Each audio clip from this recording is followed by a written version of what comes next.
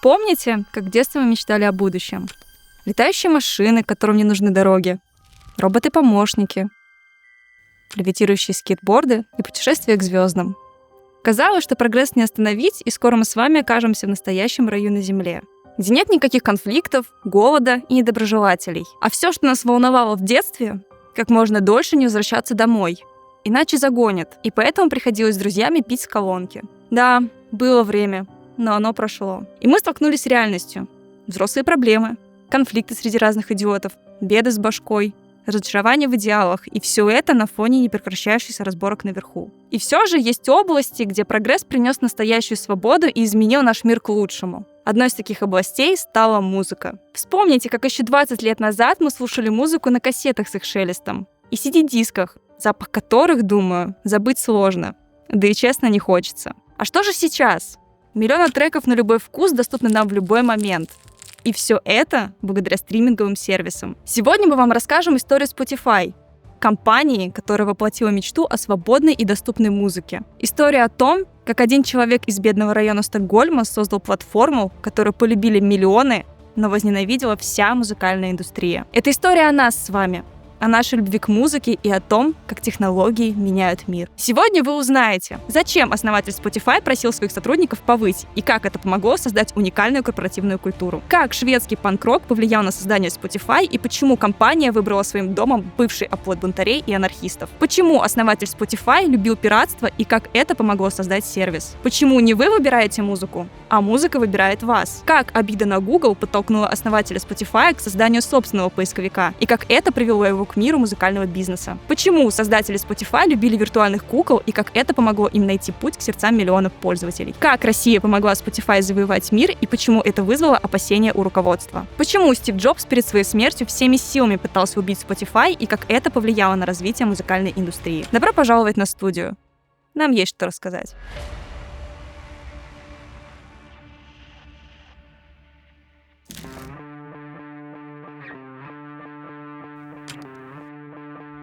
Чтобы понять вообще, что тут за бред вообще происходит, давайте сначала познакомимся с обстоятельствами, которые всему этому предшествовали. Для этого перенесемся в Роксвет, один из первых железобетонных микрорайонов Стокгольма. В начале 50-х, когда его только застраивали, он представлял собой модернистское чудо. Но уже через пару лет это место стало серым, унылым и опасным. Наркотики, вандалы и трудные подростки. Однако к концу 70-х происходит рассвет панк-движения, которое почему-то очень полюбило этот район. Там поселяется несколько музыкальных групп, играющих панк, а главной становится Ebba Grön. Они звучат примерно так.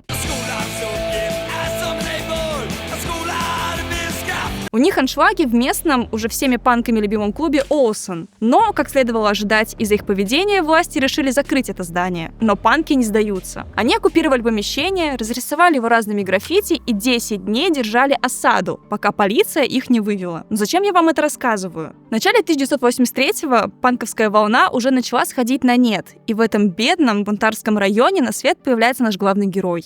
Даниэль Эк. Денег в семье немного, но детство менее веселым не становится. Мама прививает Даниэлю вкус к музыке, и уже в школе он начинает изучать ударные, бас-гитару, пианино и аккордеон. Музыкально одаренный пацан, но настоящей звездой он становится, когда дело доходит до компьютера. Все дело в том, что когда Даниэлю было что-то непонятно, то он обращался к маме. Но из-за частой занятости она говорила: «Разберись сам». Когда отчим дарит ему компьютер покруче, наш парень начинает программировать. И вот тут все пошло-поехало. Даниэль пошел в школу в 1996 году. Репутация у нее была под стать району. Драки, наркотики, пьянки. Дэн, буду так его называть, не был частью этого каналии и был способным учеником. Помимо музыкальных успехов, активно участвовал в различных спектаклях, преуспевал по информатике. Но не подумайте, он не был задротом. Выполнял парень не больше заданного, а еще помогал своим одноклассникам. С 14 лет начал делать сайты и зарабатывать на этом, а когда заказов стало слишком много, обучал своих товарищей программированию, чтобы они помогали ему. В общем, живет лучшую жизнь подростка-гика. Благодаря максимальным баллам почти по всем предметам успешно поступает в IT-гимназию. Как думаете, насколько выросли амбиции у такого паренька? Когда Даниэлю исполняется 16, он отправляет свое резюме в Google. На тот момент компании всего лишь год. Эк получает вежливый отказ и совет подать документы, когда у него будут результаты выпускных экзаменов. Это очень ранит Дэна. Понять его можно, ему 16, амбиций выше крыши. Его самолюбие задето, ему хочется показать, кто он и чего он стоит. Дэн решает создать свою поисковую систему, исходный код которой он потом выложит в сеть. А через несколько лет к нему проявит интерес Yahoo. Но пока что подросток Дэн глубоко переживает отказ Google. И тут-то проявляется бунтарская сущность уже нового поколения. В 2000-х в Швеции начинается интернет-бум и появляется файлообменная пиратская сеть Napster, позволяющая скачивать абсолютно бесплатно любую музыку. Для хакера и музыкального фаната это было нечто особенным. Это сейчас для нас это обыденность, а тогда, в 2000 году, не было ни ВКонтакте, ни Зайцев нет, и уж тем более современных способов обмена музыки. До этого еще очень и очень далеко. И тут появляется оно. Представляете, какое это событие? Для поколения Даниэля Эка Napster и интернет-пиратство становятся новым способом противостояния государству. Через несколько лет они даже будут выходить на митинги за право скачивать файлы без риска попасть в тюрьму. Да, у нас, конечно, сложно такое представить, что за торрент можно оказаться за решеткой, но это действительно было и до сих пор существует в этих ваших заграницах. Но тем не менее, наш Даниэль не из тех, кто будет ходить на демонстрации. Вместо этого он попытается примирить пиратов и правообладателей.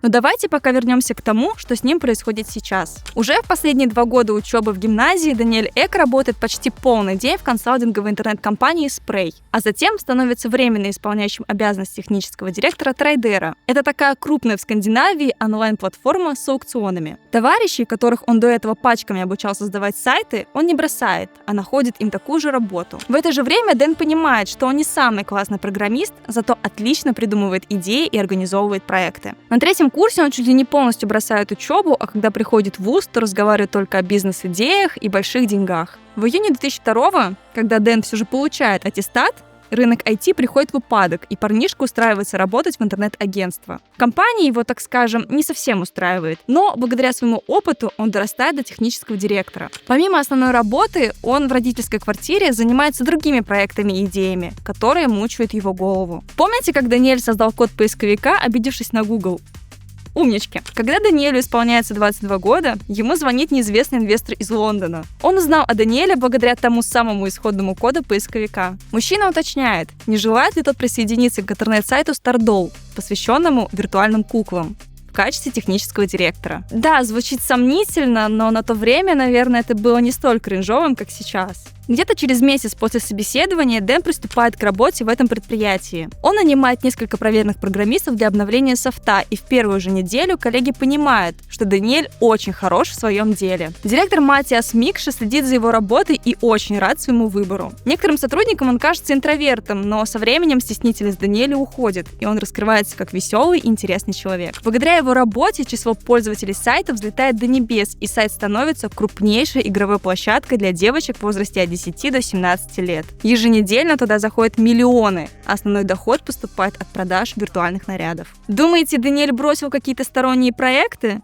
Конечно же нет. Как-то раз в 2005 году он обращает внимание на компанию TradeDoubler, которая занималась партнерским маркетингом. Это такая полуавтоматизированная торговля рекламными объявлениями. Даниэль видит в ней потенциал и понимает, что может ее улучшить. Компания пригласила его на должность консультанта. Он поручил нескольким программистам создание системы, названной Advertigo, которая умела определять, какие объявления подходят для того или иного рекламного места, а рекламодатель платил лишь в том случае, если размещенные объявления переходили в телефонный разговор с потенциальным клиентом. В общем, такая рекламная система, которая сейчас считается абсолютно базовой. Вместе с ней он приходит в офис TradeDoubler, где он демонстрирует ее Мартину Лоренсону. Это еще кто такой? Это второй кусочек пазла будущей империи.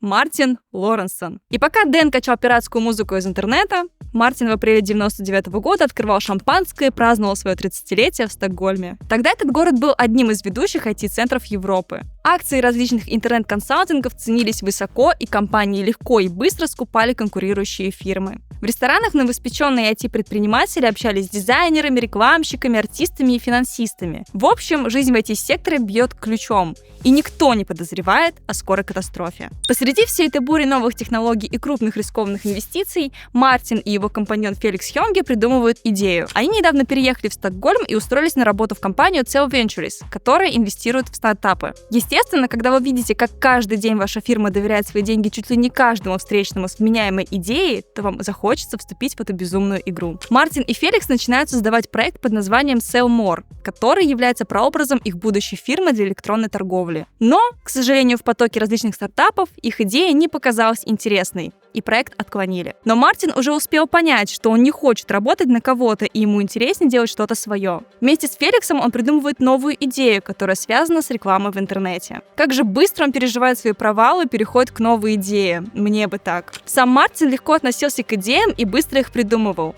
Он открыт и энергичен, даже в некотором роде гиперактивен, если вспомнить, что ему уже было 30 лет. Посмотрите на себя и на то, сколько вы сами успеваете сделать в своем возрасте. Мартин в любой момент может задействовать свою мощную харизму, не стесняется смеяться над тем, что кажется ему смешным, и из-за этого многие считали его в некотором роде нахалом. Но вы только представьте, каким обаянием обладает Мартин. Если было нужно действовать, он действовал незамедлительно и так, как считал нужным. Он был королем переговоров. Умел убедить кого угодно в чем угодно. Особенно, если это было выгодно ему самому. Его партнер Феликс был более замкнутым. Он вырос в богатой семье. Его родители открыли сеть магазинов Joy, когда он был совсем маленьким. Но повзрослев, Феликс решил, что хочет заниматься компьютерами. Но вы не подумайте, что это типичный симбиоз бедного и богатого. Скорее, богатого и менее богатого. Мартин вырос в очень интеллигентной семье в промышленном центре. Мать учитель, а отец экономист. В прошлом профессиональные спортсмены. Вероятно, этим можно объяснить целеустремленность Мартина и его желание постоянно с кем-нибудь посоперничать. После гимназии он поступил в технический университет, где увлекся веселой студенческой жизнью. Какое именно веселье там было, пожалуй, умолчим. Но учился он не менее вовлеченно, да еще успевал посещать курсы в высшей торговой школе и подрабатывал уборщиком в Volvo. В 25 лет Мартин подал заявку на стажировку в телекоммуникационную компанию. В итоге практику проходил в Кремниевой долине у разработчиков поисковика Alta Vista. Там он с огромной жадностью знакомится с работой всей IT-экосистемы, которая связывает университеты, стартапы, инвесторов с огромными деньгами. После этой стажировки он переезжает в Стокгольм и устраивается в Cell Ventures, о котором мы говорили ранее. Начальник Феликса и Мартина, Пер Йорген Персон, замечает, что эти двое что-то подозрительно часто остаются после работы и занимаются чем-то, что никак не связано с их основной работой. Тогда он решает подойти к ним и заявить, что если их тайное дело окажется успешным, то он хотел бы вложить в него свои деньги. Летом 99-го начинается напряженное время для Мартина и Феликса. Они придумали проект, который назвали ClickUp.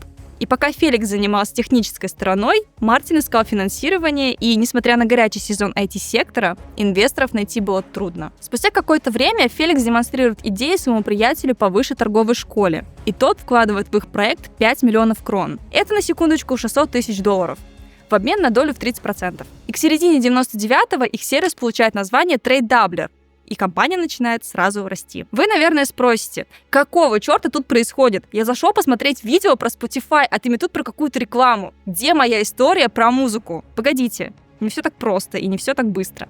Эта предыстория нужна для того, чтобы вы поняли, что откуда пошло и почему все сложилось так, как сложилось. Так что терпение, мои хорошие. Начальник Феликса и Мартина, Пер Йорген Персон, на этот раз упускает возможность инвестировать уже в успешный TradeDoubler, поскольку его компания Cell Ventures выставляется на продажу, и весь остальной IT-рынок потихоньку идет на спад. Однако он старается держать связь с Мартином и следит за его успехами. В феврале 2000 года выходит журнал Newsweek с заголовком «Интернет-столица Европы. Новые суперкомпании на бирже». Но уже в следующем месяце акции IT-компаний падают на Уолл-стрит, и многомиллиардные инвестиции шведских предпринимателей превращаются в пыль. Однако Мартину и Феликсу везет. В апреле они все же получают для TradeDoubler $10 миллионов. Пока одна за другой компании сдаются, а рабочая сила дешевеет, TradeDoubler радуется тому, что нанимать программистов становится проще. К тому моменту компания уже оценивается в 1 миллиард. И в этот момент в компанию Мартина залетает Даниэль Эк. И несмотря на огромную разницу в возрасте, на минуточку 14 лет,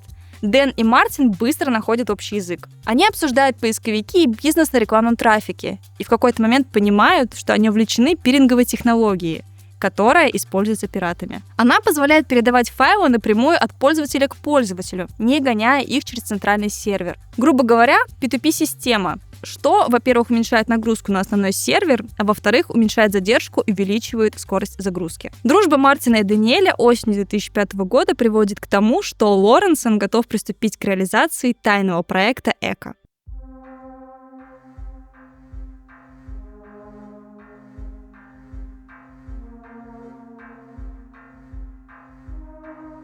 Вернемся еще немножечко назад во времени и посмотрим на то, что происходило параллельно тому, как учился Даниэль и работал Мартин. В 2001 году Apple запускает музыкальный плеер iTunes, который использовался для организации и прослушивания музыки на компьютере, используя уже купленные CD-диски. Но звукозаписывающие компании были недовольны тем, что этот плеер способствовал распространению треков, взятых на пиратских сайтах. Позже, в том же году, Стив Джобс представил портативный MP3-плеер iPod, позволяющий закачивать в себя музыку, собранную пользователем на компьютере. Соответственно, слушать музыку можно было где угодно. И этот продукт убивал необходимость покупать CD-диски, что еще больше злило звукозаписывающие компании, ведь они буквально зарабатывали на физических копиях различных альбомов. Но в 2001 году конфликты Apple и звукозаписывающих компаний находят решение. И в 2002 и 2003 году Джобс потратил много сил на заключение тайного соглашения с партнерами из музыкальной индустрии. На встрече Стив Джобс говорит следующее: «Я знаю, что в наших плеерах полно пиратской музыки,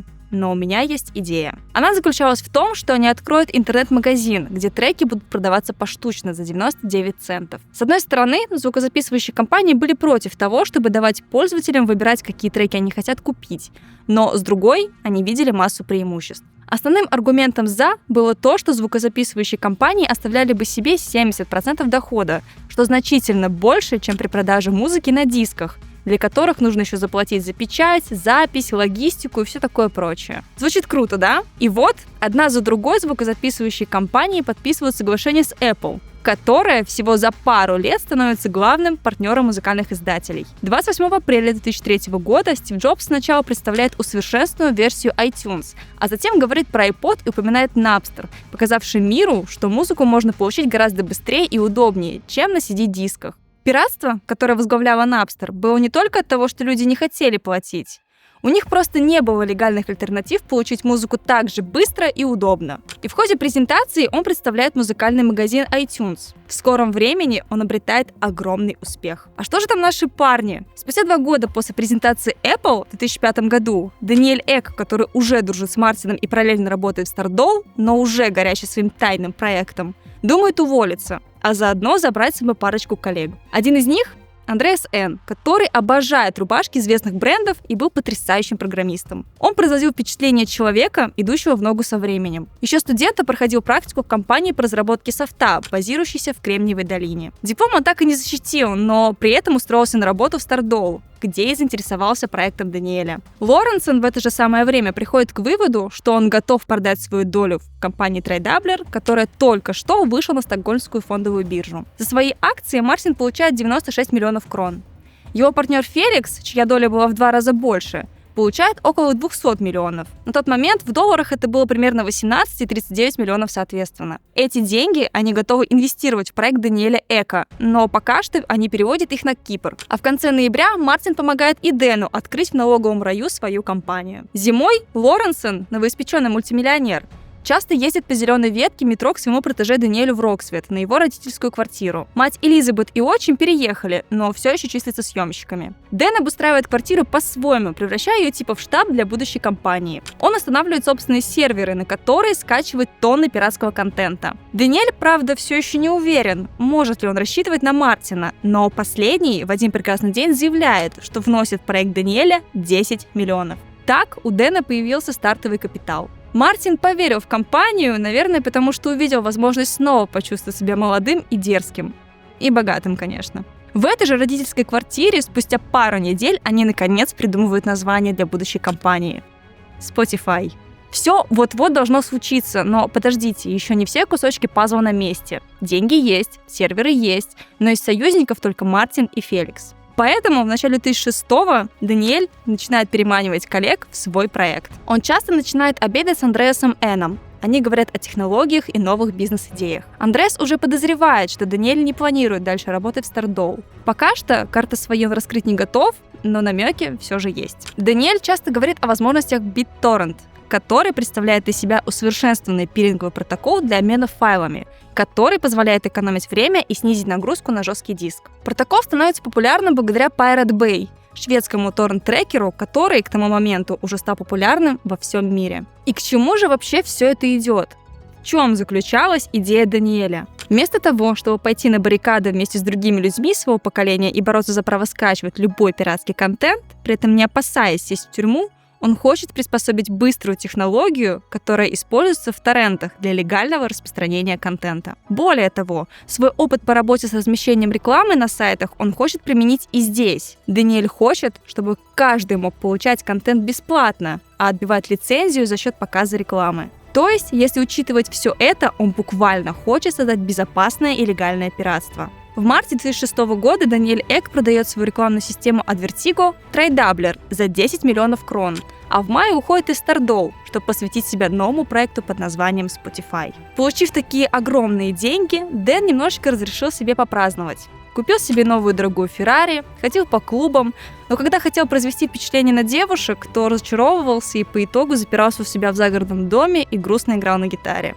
По официальной версии, Мартин Лоренсон и Даниэль Эк зарегистрировали новую компанию 1 апреля 2006 года. Spotify становится их общей собственностью. Чуть позже Даниэль Эк предлагает Андреасу присоединиться к новому проекту, но тот отказывается, потому что очень сильно любит виртуальных кукол. Шутка, конечно, кто будет держаться своей должности в такой компании, когда есть интересный стартап с крупными инвестициями во главе с сильными людьми, показавшими себя в деле. И таким образом Андреас Н. становится первым техническим директором Spotify, а его уход из Stardoll становится для компании очень серьезной потерей. Летом 2006 года они обзванивают друзей и знакомых, которые могут стать сотрудниками новой компании. Даниэлю удается привлечь специалистов, помогавших ему в Stardoll, а за Андреасом идут многие выпускники Шведского Королевского технологического института, потому что доверяют его авторитету. Уже в августе собранная команда летит в Барселону, где для себя они формулируют главные задачи на ближайшее время. Они понимают, что намерены создать легальную торрент-платформу для музыки и, возможно, видео. Но первое, что им нужно сделать, это сам продукт.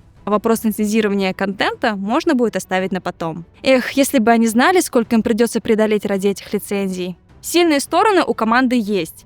Это суперсила в виде денег и опыта Мартина Лоренсона, видение будущего продукта Даниэля Эка и связи с лучшими специалистами со стороны Андреаса Эна. Вернувшись в Швецию, команда открывает свой первый офис. Еще раз, у нас есть идеолог, человек с деньгами и человек с лучшими специалистами, а платформа будет основана на торрент-протоколе. Но чего-то не хватает. Раз торрент-платформы уже активно развиваются, то нужен и человек, имеющий большой опыт работы с ними. И такой человек был. Это 25-летний гражданин Швеции Людвиг Стригиус, и именно он в одиночку создал всеми известный зеленый торрент-клиент uTorrent, или, как оказалось правильно говорить, muTorrent. Это самый быстрый торрент-клиент, который весит всего 50 килобайт, что примерно вдвое меньше, чем фотографии на тот момент, и используется большинством пользователей платформы Pirate Bay. Мартин и Даниэль быстро понимают, что Людвиг станет ключевой фигурой для их проекта. Через несколько рукопожатий они добиваются с ним встречи и предлагают ему стать частью команды. Людвигу нравится их идея использовать технологию BitTorrent, но он сомневается. Важно понимать, это очень крутой молодой программист, и за ним уже присматривают 2 американские компании. Собственно, сами BitTorrent, личный создатель протокола, и другая компания, чей торрент-клиент популярен, но он не так быстр, как у Людвига. Через череду сомнительных договоров, присланных ему на рассмотрение, Людвиг все же решается присоединиться к Spotify, родной шведской компании, которая еще и основана знакомыми лицами. Итак, теперь все люди на местах. Специалисты по нужным областям есть. Процесс запущен, а Даниэль, вдохновленный бунтарским духом своего района и возможностями пиринговых сетей, не присоединился к протестам против законов об авторском праве. Вместо этого он решил воплотить идею, которая способна навсегда изменить мир музыки. Но получится ли у него воплотить ее в жизнь, когда вся музыкальная индустрия настроена против?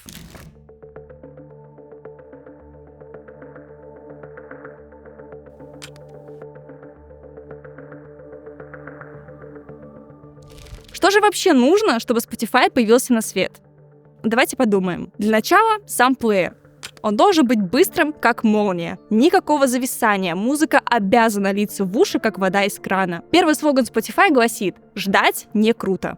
Но, к сожалению, заставить плеер воспроизводить треки быстро было проблемой. В какой-то момент программисты понимают, что 0,2 секунды — это именно та задержка, которая не воспринимается пользователем как пауза. Пропускная способность сети уже позволяет загружать треки быстрее, чем проигрывать их. Проблема торрент-технологии была в том, что фрагменты файла поступают беспорядочно. То есть сначала загрузится конец трека, потом начало, а потом середина. Соответственно, воспроизводить трек нельзя, пока не загрузится первая часть. Но если заставить протокол загружать сначала первой части файла, то все будет значительно медленнее. Именно этот вопрос решала команда Андреаса Эна. И вскоре он нашел элегантное решение. Представьте себе батон, длинный такой, и перед вами стоит задача разрезать его на части. Представили? Умнички. Как вы поступите? Вероятно, вы начали бы разрезать его слайсами, на такие бутербродики обычные. Но вы только подумайте о том, сколько времени у вас уйдет на разрезание всей длины. Команда Андреаса придумала разрезать не как бутербродики по вертикали, а вдоль, по горизонтали, как сэндвич. Таким образом, вам нужно сделать гораздо меньше надрезов, а весь батон сохраняется куском от начала и до конца. То есть фрагмент файла, разрезанный по горизонтали, уже представлял собой часть целого трека. И в таком случае протокол мог работать как прежде и собирать эти целиковые фрагменты не по порядку. Треки начинали проигрываться сразу. Следующая проблема заключалась в том, что плеер должен работать и при нестабильном подключении. Не забывайте, на дворе 2006 год, а до выхода iPhone 3G еще 2 года, так что мечтать о стабильности и скоростях не приходилось. Программисты придумали систему, которая загружает или буферизирует те треки, которые, как предполагается, пользователь захочет послушать после текущего. Трудно было предугадать, какой первый трек будет после, но разработчики надеялись на систему плейлистов и альбомов, треки которых явно были кандидатами на очередь воспроизведения. Но все же существовала вероятность, что трек будет запущен без категоризации по плейлисту. Поэтому разработчики решили пойти на следующую хитрость. Для непредсказуемых треков были созданы собственные быстрые серверы Spotify, которые давали загрузить начало трека, а уже потом перекидывали пользователя на пиринговую сеть, где загружались остальные фрагменты с устройств других пользователей. Еще одна уловка, на которую пошли разработчики, это загрузка любимых треков пользователя сразу в память компьютера. В общем, получилась такая солянка протоколов и условий, которые позволяли Spotify работать практически без перебоев. И вот первая демоверсия Spotify была готова в январе 2007-го. Каждый, кто тестирует систему, не верит своим ушам и называет это магией. Буквально приложение из будущего. За несколько месяцев программисты сделали лучший продукт на рынке. Но, к сожалению, весь проделанный труд мог пойти на 3 волшебные буквы. Я напоминаю, для тех, кто, может, забыл, все треки, которые воспроизводит Spotify, это пиратские файлы с торрент-трекеров по типу Pirate Bay. Всю команду программистов Мартина Лоренсона и Даниэля Эка съедят юристы при первой же попытке выложить приложение в публичный доступ. Но что же делать? Ну, наверное, они могли бы купить лицензии треков. Да, только вот то, что ты купил лицензию, не дает тебе права транслировать ее неограниченному количеству лиц. И это второй пункт, необходимый для появления приложения на свет. Впрочем, решить этот вопрос они хотят позже. А пока что Spotify подает заявку на патент. И хоть о приложении еще никому не известно, у него уже появились недоброжелатели. Директор Sony BMG по Скандинавии Пер Сундин на одном из ужинов с новыми знакомыми, упомянувших пиратство, вдруг начинает бомбить. Он не понимает, как можно брать контент и не платить, на что ему отвечают: ну, раз все скачивают, то и мы будем. По итогу Пер Сундин просто вскипает, как чайник. Не забывайте, он босс звукозаписывающей компании. Уже много лет, каждый день на работе он слышит о том, что пиратство душит индустрию звукозаписи. Когда его иностранные руководители из Sony спрашивают, почему в Швеции так популярны торрент-трекеры с музыкой, он ссылается на запоздавший запуск iTunes, который стал доступен в Швеции лишь спустя 2 года. К тому моменту страну уже захватили всевозможные торрент-трекеры во главе с uTorrent. И все это было придумано в Швеции. Что ж, можно смело заявить, Швеция – самая настоящая родина пиратов. Еще 2 причины, на которые ссылается Пер, это государственная программа по домашней компьютеризации и многолетние усилия шведских властей по созданию широкополосного доступа в сеть, скорость которой даже не снилась американским пользователям. И вот, сентябрь 2006-го. Помните, я рассказывала про некие баррикады и борьбу за право пиратить без опасения сесть в тюрьму? Так вот, все это привело к возникновению политической партии Швеции, поддерживающей и продвигающей пиратство. При этом остальные партии боятся лишний раз сказать что-то против, лишь бы не потерять голоса. И в таком положении Пер Сундин чувствует себя абсолютно отвратительно. Его коллеги из Sony начинают давить на него так, что через какое-то время он уйдет в департамент Universal Music. И скоро его голос в музыкальной индустрии Швеции станет решающим. По случаю запуска бета-версии Spotify в апреле 2007-го команда разработчиков решает сделать совместную фотографию. 14 человек улыбаются в объектив. В центре толпы Даниэль Эк. Волосы дыбом, на душе сомнения и замучившая его совесть. Он хвалит программистов, но мало кто знает, что соглашение с музыкальными и звукозаписывающими компаниями еще не подписано. А они так нужны для права транслировать музыку. Никто ведь в здравом уме не захочет сесть в тюрьму, потратив столько времени и сил. К счастью, для запуска бета-версии он выбил в шведском международном обществе композиторов тестовую лицензию на очень ограниченный период. Считается только поиграться и посмотреть вообще, как на это приложение реагируют люди. А реагировали они ой как ярко. Помните начальника Феликса и Мартина? Его звали Пер Йорген Персон. Не путать с Персундином. В общем, Мартин решил показать своему бывшему начальнику бета-версии, и тот был в полнейшем шоке. Он смотрит в экран ноутбука и видит интерфейс, напоминающий iTunes, но только темно-серый. Как только он нажимает на кнопку play, музыка начинает играть незамедлительно и без какой-либо буферизации. Йорген не может поверить своим глазам, и от этого на его лице растекается широкая улыбка. Когда-то Пер Йорген упустил шанс проинвестировать в первую компанию Мартина, Tradedoubler, но сейчас, немного скрывая свою невероятную заинтересованность, заявляет, что готов инвестировать в Spotify. Но, несмотря на такое предвкушение успеха, над проектом все еще висит огромная проблема. Кризис звукозаписывающей отрасли в полном разгаре. С того момента, как открылся магазин iTunes, компания Apple продала 2 миллиарда треков, однако общие продажи музыки падают очень быстро, примерно на $1 миллиард в год. Просто катастрофа. Да, онлайн-торговля растет, но она вообще не компенсирует сокращение доходов от компакт-дисков. И от этой безысходности начинается отчаянная война с пиратством, что, к сожалению, не приносит положительных результатов. Доходит до того, что юристы записывающих компаний докапываются не только до пиратских ресурсов, но и до частных лиц, которые ими пользуются. Иски исчисляются десятками тысяч. Цель у всего этого цирка одна – запугать и публично покарать.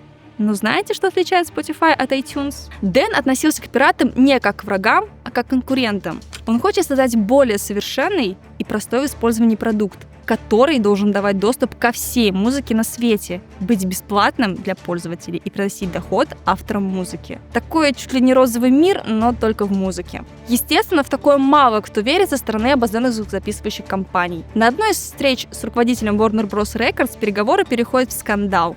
Потенциальный партнер уверен, что бесплатная музыка никак не может стать спасением для отрасли. Но, несмотря на это, Даниэль не сдавался. И в итоге к его словам начали прислушиваться некоторые люди из индустрии. Они начали понимать, что идея Даниэля не узаконить пиратство, а придумать то, что окажется лучше него. Так говорит один нью-йоркский адвокат, специалист по авторскому праву в области музыки Фред Дэвис. У него десятки клиентов по Европе и США. Кроме того, он член правления Stardoll, где Даниэль был техническим директором. К тому же Фред Дэвис является сыном музыкального продюсера Клайва Дэвиса, который был боссом Columbia Records в конце 60-х. Да и, в общем-то, адвокат из Фреда очень хороший и опытный. Спустя несколько месяцев после запуска бета-теста он разглядел потенциал Spotify и позвонил Даниэлю, предложив свои услуги. Знаете, что делает Дэвис первым делом после того, как они начинают работать с Дэном? Устраивает ему встречу с Робом Уэллсом, руководителем международного отдела Universal Music. Видимо, Фред знал, кому первым делом нужно показать Spotify, потому что иначе как удачей это не назвать. Роб сразу понял, что Spotify — это идея на миллиард и готов дать лицензию для трансляции музыки. Уэллс станет одним из первых тестировщиков, а заодно и самым верным последователем Даниэля Эка. Но что же там остальные? Фред и Даниэль продолжают ходить по звукозаписывающим компаниям, где их считают слишком самонадеянными, но постепенно соглашаются, что нельзя закрывать глаза на интернет и невозможно запретить пиратство. В феврале 2007-го за ужином в Лондоне Даниэль знакомится с Шакилом Ханом, легендой британского интернета. Через пару лет он станет инвестором Spotify и будет представлять Дэна в большом мире. Так что давайте познакомимся с этим парнем поближе. Шак общительный и харизматичный, раньше занимался интернет-рекламой. Его компания собирала персональные данные и продавала их финансовым компаниям. В свое время он жил на улице и имел проблемы с законом. Работал шофером у наркобарона, но буквально недавно он вернулся из Китая, где бурно развивается интернет. А венчурные капиталисты только и ищут рискованные проекты, в которые можно вложить деньги. В общем, Шак не видит ничего плохого в пиратстве и понимает рискованную затею Даниэля. Спустя какое-то время Даниэль вместо самых дешевых отелей Лондона начинает ночевать в квартире у Шакила. Однако неудачи в переговорах все еще преследовали Даниэля. Возвращаясь в офис, он устраивал совещания и настраивал команду на позитив, хотя сам был не в лучшем настрое, в отличие от Мартина, который так и источал оптимизм. Самой команде уже становилось тесно. Серверы невероятно грелись, а коллеги вели идеологические споры по поводу авторского права и модели монетизации. Но, несмотря на продолжающееся бета-тестирование, они уже работали так, будто бы сервис уже был запущен. Летом 2007-го все сотрудники наконец переезжают в новый просторный офис, а в сентябре выходит 7-я бета-версия продукта. По этому случаю они вновь делают совместную фотографию, будучи уверенными, что до запуска осталось каких-то жалких несколько недель. Даниэль снова посещает Лондон ради презентации своего стартапа на конференции Essential Web. Он говорит, что даст всю мировую музыку бесплатно, а доход будет приходить от рекламодателей, на что зал никак не реагирует. Потому что считают это бредом. На экране только зеленый логотип Spotify и больше ничего. В общем, презентация не удалась, и Дэн уходит со сцены под жиденькие аплодисменты. В тот день он не получил ни одного договора. Но зачем я вам все это рассказываю? Неужели совсем ничего не произошло и никуда не двигается? Конечно, двигается, вот только не у Spotify. Через 2 дня после этой провальной презентации Apple выпускает на рынок первый iPhone. Телефон, который превратит корпорацию Джобса в самую дорогую компанию в мире, перевернет с ног на голову всю цифровую экономику и подсадит миллионы людей на пользование смартфоном вместо компьютера. А у Spotify еще ничего не готово, а приложение есть только для ПК. Так, ладно, что-то мы с вами заговорились про неудачи Даниэля Эка. Наверняка все не так плохо. Давайте посмотрим, что там у Мартина Лоренсона. А у него дела получше. Летом 2007 года он снова связался с Пером Йоргеном Персоном и сказал ему, что готов дать 20% компании в обмен на 150 миллионов крон. Это предложение Пер посчитал нахальством, ведь у проекта еще нет лицензии на музыку и, соответственно, коммерческого продукта. Далее Мартин обращается к первому инвестору Трайдаблер, но тот тоже отказывает. Аналогичный ответ поступает и от Сонали де Рикер из Atlas Ventures, которая была одной из первых тестировщиц в Лондоне. Она аргументирует это тем, что Spotify ненадежная компания, а у руководства завышенное самомнение. Во всей Европе интерес к музыкальной индустрии сильно снизился, но в конце концов Пер Йорген в начале 2008 года собирает партнеров из 2 компаний – Creandum и Innovational Capital. Вместе они дают Spotify $15 миллионов. Это сомнительные инвестиции, но лучше предложения у них не было. Пер Йорген до сих пор сомневается, но успокаивает себя тем, что в Spotify уже начинают верить многие знакомые ему деятели музыкальной индустрии. И тут случается прикол. Помните, я рассказывала вам про Пера Сундина, того ярого противника пиратства, который закипал как чайник? Умнички. Пер Йорген, не запутайтесь, связывается с Пером Сундином, и последний признается, что протестировал плеер Spotify. Более того, Сундин заявляет, что ему понравилось приложение. Он встает на защиту и убеждает Пер Йоргена в том, что получение лицензионных соглашений – вопрос времени. Внезапно Innovational Capital выходит из сделки, что погружает Пер Йоргена в отчаяние. Зато Даниэлю удается получить лицензии на вещание в некоторых регионах Европы у 2 крупнейших звукозаписывающих компаний. Проект внезапно становится менее рискованным, и коллеги Мартина из Northzone решают взять на себя обязательства вышедшего из игры партнера. Но Лоренсон не из робких и решает сыграть на таком шатком равновесии. Он убеждает, не меняя сумму, поменять доллары на евро. Тогда доллар сильно упал, поэтому Мартин хотел заставить инвесторов увеличить инвестиционный капитал. Все были в шоке, но против опыта, харизмы и обаятельной наглости Мартина было трудно устоять. Сделка завершена. Персон входит в правление Spotify и еще не знает, что это шаткое и рискованное вложение станет самым большим успехом. Даниэль и Мартин наконец немного расслабляются и забывают о тревоге, которая мучила их несколько месяцев. Тем временем Шакил Хан становится богачом. Он продает свою компанию и получает на руки огромную кучу денег. Мало кто знает, сколько именно, но Шакил дал понять Даниэлю, что это очень и очень серьезная сумма. Весной 2008-го он начинает подыскивать новый проект для инвестиций, и несмотря на многочисленные попытки отговорить, он решает доверить половину этих денег Дэну. Спустя некоторое время, именно благодаря Шаку, музыкальный сервис протестирует Шон Паркер. Еще во время своей учебы Даниэль качал пиратскую музыку с сервиса под названием Napster. Та самая штука, которая стала началом волны пиратства. Так вот, это тот самый Napster основал Шон Паркер. Считай, встретился с героем своего детства. Тем временем цирк с лицензиями не заканчивается. Звукозаписывающие компании все время выставляют новые требования. Например, 55% доходов Spotify будут получать звукозаписывающие компании, еще 15% – музыкальные издательства. На деятельность Spotify остается максимум 30%. Но это лишь на бумаге. На практике все значительно дороже, ведь капиталистические компании не хотят упускать выгоду, поэтому всячески возвращаются к разного рода гарантированным выплатам или минимальной ставке за трек. Это когда Spotify будет вынужден платить, даже если не продаст рекламные места и не доберет нужное количество платных подписчиков. Думаете, на этом все? Вы погодите, тут целый том требований и условий. Например, Spotify будет платить авансом, который формируется из ожидаемых доходов. И аванс не будет возвращаться, если стриминг не достигнет запланированных показателей. По итогу, если число пользователей Spotify окажется меньше ожидаемого, то все предприятие пойдет не просто на 3 волшебные буквы, а еще дальше. Первые годы выплаты звукозаписывающим компаниям будут настолько велики, что превзойдут совокупные доходы Spotify. Компания стала убыточной еще до своего запуска в публичный доступ. Но все же 7 октября появляется пресс-релиз, в котором сообщается о запуске Spotify, где платная подписка стоит 99 крон в месяц. Он выходит на территории Швеции, Финляндии, Норвегии, Франции, Испании и плавно расползается по Британии в течение 2009 года. Ура! Победа! Все 2 пункта, которые нужны были для запуска приложения, выполнены. Переговоры со звукозаписывающими компаниями были как найти идеальные джинсы. Долго, сложно, больно, но в конце оно стоит того. Уже 31 октября в Dagens Nyheter выходит статья с заголовком «Шведский кошмар Apple». Уже подозреваете, что происходит? Да-да, но пока не об этом.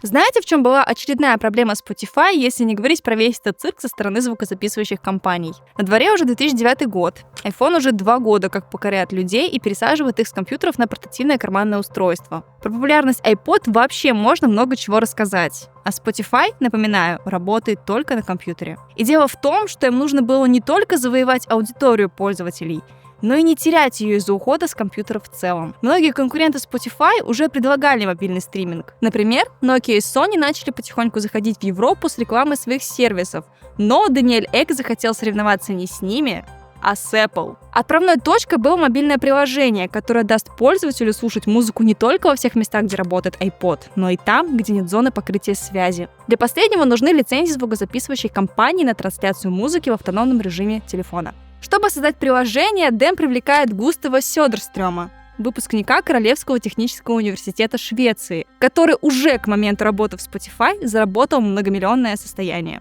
По представлению Даниэля, мобильное приложение Spotify может входить в премиум подписку, потому что пользователи будут готовы платить за удобство. Такое требование радует звукозаписывающие компании, ведь они понимают, что в таких условиях вероятность получить больше платных подписчиков гораздо выше. В июне 2009-го Даниэль приходит на встречу с Рори Селлен Джонсоном, журналистом BBC, который ориентируется на технических темах. Эти компании забрасывают его различными письмами, но зачастую золотые горы, которые они обещают, не производят впечатления на Рори. Когда к нему обращается Даниэль и говорит, что покажет что-то особенное, он думает, что это очередной проходной продукт. Но Spotify действительно приятно удивляет Рори. Эк показывает приложение Spotify, установленное на его айфоне. И хоть оно находится на стадии бета-тестирования, журналист понимает потенциал и называет его большим шведским прорывом. В течение нескольких дней он тестирует приложение, а затем первым сообщает о появлении мобильного стриминга от Spotify. Однако в компании Spotify многие сотрудники опасаются, что Apple просто-напросто заблокирует появление конкурирующего приложения в своем же магазине.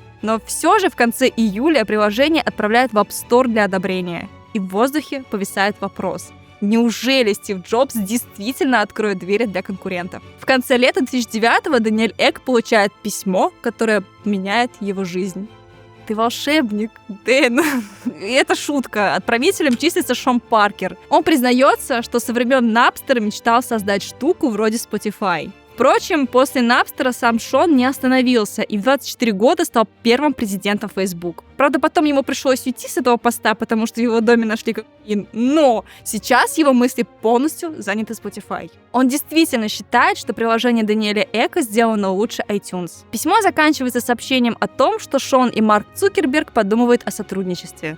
Даниэль не верит своим глазам. В начале августа в лондонский офис Sony Music заявляется менеджер Боба Дилана, который хочет убедиться в том, что его клиент получает за свою музыку столько, сколько положено. Логика менеджера исходит из того, что у Sony есть доля в Spotify, равная 17%. И раз Sony получает прибыль на этой доле, то и Бобу Дилану что-то с этого положено. Специалисты в недоумении переглядываются и обещают переадресовать вопрос руководству. Через несколько дней Боб Дилан отзывает из Spotify всю свою музыку. И эта новость для главного офиса становится настоящей катастрофой. Ведь, последовав этому примеру, из сервиса могут уйти и другие звезды, за которым следят большинство их пользователей. Новость об уходе Боба Дилана попадает в СМИ в августе 2009 года. К нему присоединяется еще несколько исполнителей поменьше, заявляя, что Sony Music продали своих артистов Spotify со скидкой. Поэтому они предпочтут быть слитыми на Pirate Bay, чем быть дешевками. Газеты пытаются получить комментарии у Spotify, но те молчат. В ближайшие годы многие исполнители заявят, что шведский стриминговый сервис платит музыкантам недостаточно. В ответ на это Дэн обнародует сумму, которую компания выплачивает отрасли в целом. Однако этот конфликт идет и на пользу шведам. Они только учатся самостоятельно устанавливать повестку, а руководство общается со СМИ только тогда, когда им есть что сказать. Spotify стремится убедить артистов, что их бизнес-модель не требует модификации и будет успешна. В конце концов, они с легкостью возвращают мелких артистов, а музыка Боба Дилана снова появляется в начале 2012-го. В конце августа 2009-го Мартин на корпоративной прогулке-вечеринке по городу вдруг спорит с коллегой на 1000 крон о том, получат ли они лицензию на публикацию в App Store. Все-таки Apple является их прямым конкурентом, и гарантии на то, что они не воспользуются монополией среди магазинов на iPhone, нет. Но уже к концу вечера Мартин узнает, что лицензия получена. Как вечный оптимист, он, естественно, выигрывает эту 1000 крон. Однако в последующие годы Spotify будет с большим трудом добиваться одобрения новых версий приложения, а споры о том, что Apple является монополистом, решаются по сей день.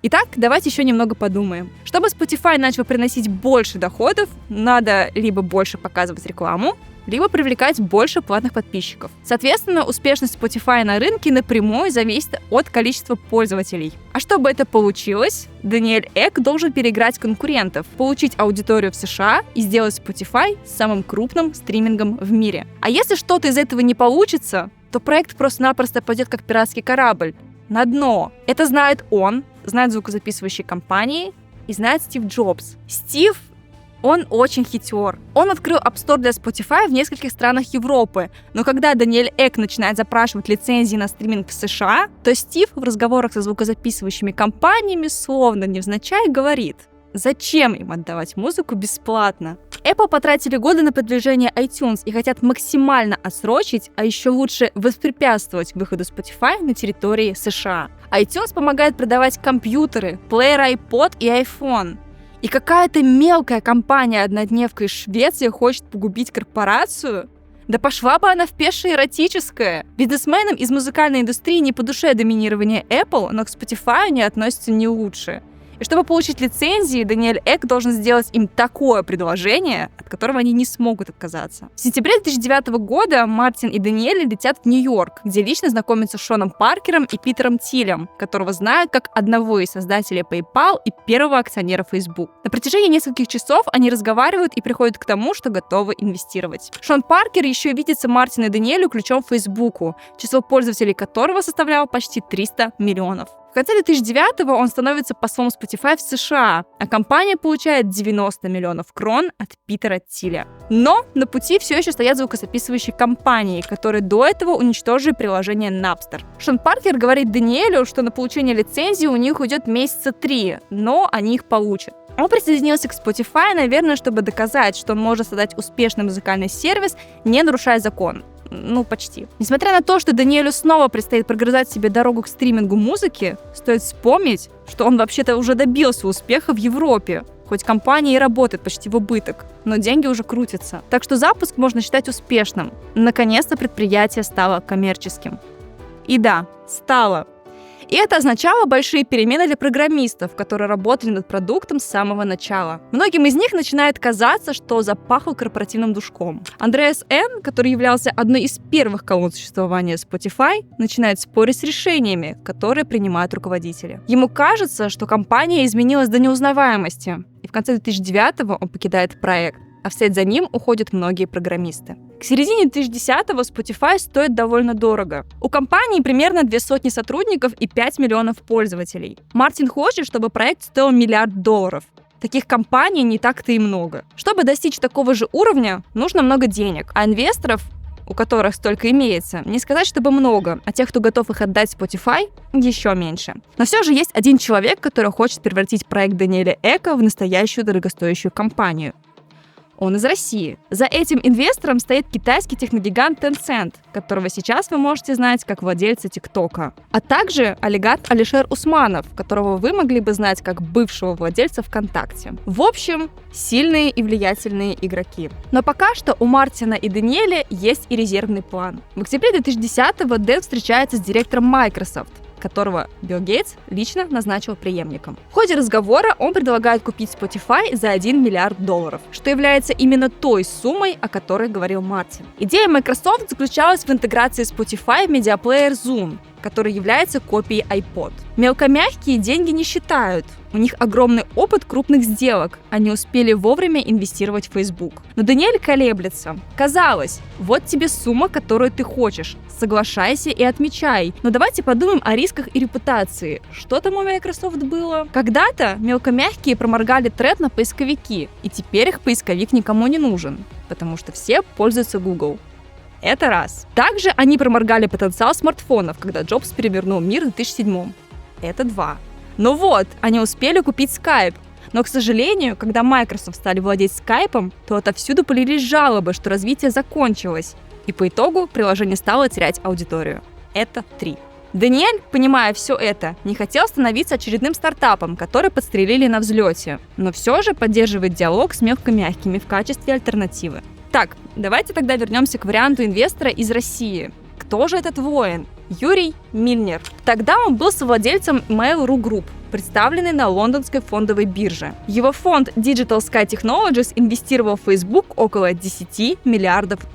Причем такие огромные деньги поступили на счет Facebook, когда во всей Кремниевой долине была катастрофа из-за финансового кризиса. СМИ утверждали, что Марк Цукерберг едва ли смог найти инвесторов подобного уровня. У Юрия четкие представления об IT-секторе, и он предрекает победу каждой компании, которая имеет потенциал стать крупнейшей в каждой вертикали сектора. Будь то социальные сети, электронная коммерция или онлайн-торговля. Самое интересное, что в обмен на такие крупные инвестиции Юрий Мильнер не претендует на руководящие должности. Вы в шоке?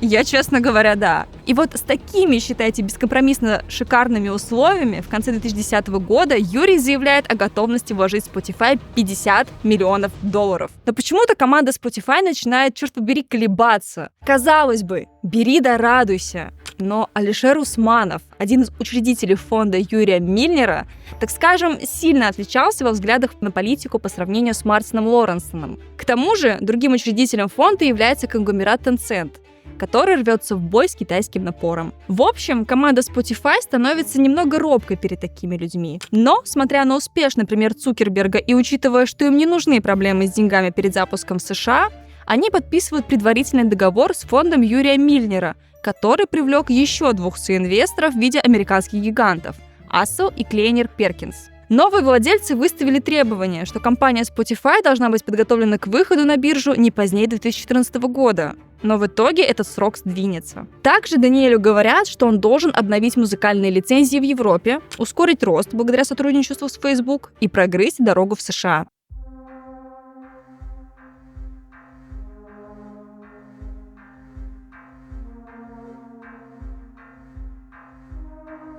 Так, деньги есть, цели есть. Что вообще нужно, чтобы убедить, чтобы все звукозаписывающие компании выдали лицензии на трансляцию в США? Самое сложное – это заставить хотя бы одну компанию дать лицензию. Тогда остальные заколеблются, но в итоге согласятся. Такой логики придерживается Даниэль.